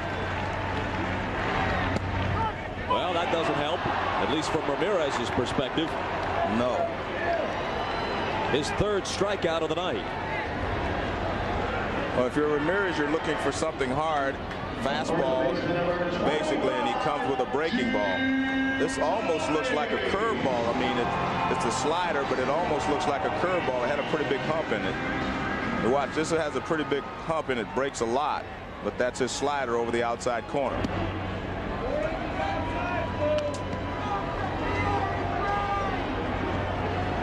Thome has flied out and struck out twice.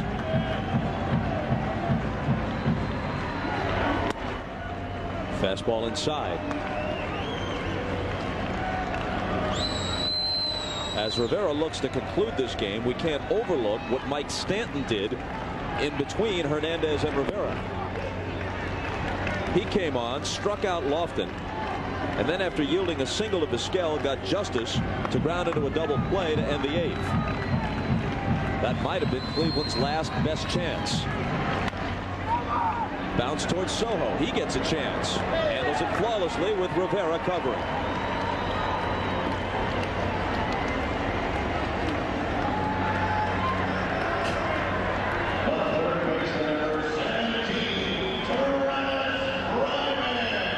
Although Mike Hargrove's team is about to be at 2-2 through 4 games and can't complain about that. With the exception of Andy Pettit, they haven't been able to touch the New York starters. David Wells had them shut out into the 9th. Hernandez and Cardinal able to clown at this point. David Cone gave them just 1 hit. 3 pitchers, El Duque primarily, and then Stanton and Rivera have them shut out on 4 hits tonight. This may be the best that I've seen Rivera throw, though, Bob, in a while. This doesn't bode well for Cleveland either. He's throwing the ball really well tonight. Brocious short hops it. Throws to Sojo. Rivera works a quick and perfect ninth. And the Yankees draw even in the series. The Chevrolet player of the game is Orlando Hernandez. The winning pitcher in his first postseason start in the major leagues after a 12-4 regular season. This is the 3rd time the Cleveland Indians have lost to one of the Hernandez brothers out of Cuba in the last year or so in the postseason. Twice in the World Series to Florida, and now here in Game 4 of a now even ALCS. The final score again, the Yankees 4, the Indians nothing. Tomorrow our day begins with the final round of the Michelob Championship at Kings Mill at 2 p.m. Eastern. Then Game 5 of the American League Championship Series, David Wells for the Yankees, Chad Ojay for the Indians. That's tomorrow at 4 Eastern, 1 Pacific, here on NBC. Tonight, after your late local news, it's a Saturday Night Live classic compilation, The Best of Dana Carvey. Now for Joe Morgan, Keith Olbermann, and Jim Gray. I'm Bob Costas, saying so long from Cleveland. We'll see you tomorrow afternoon from the Jake for Game 5.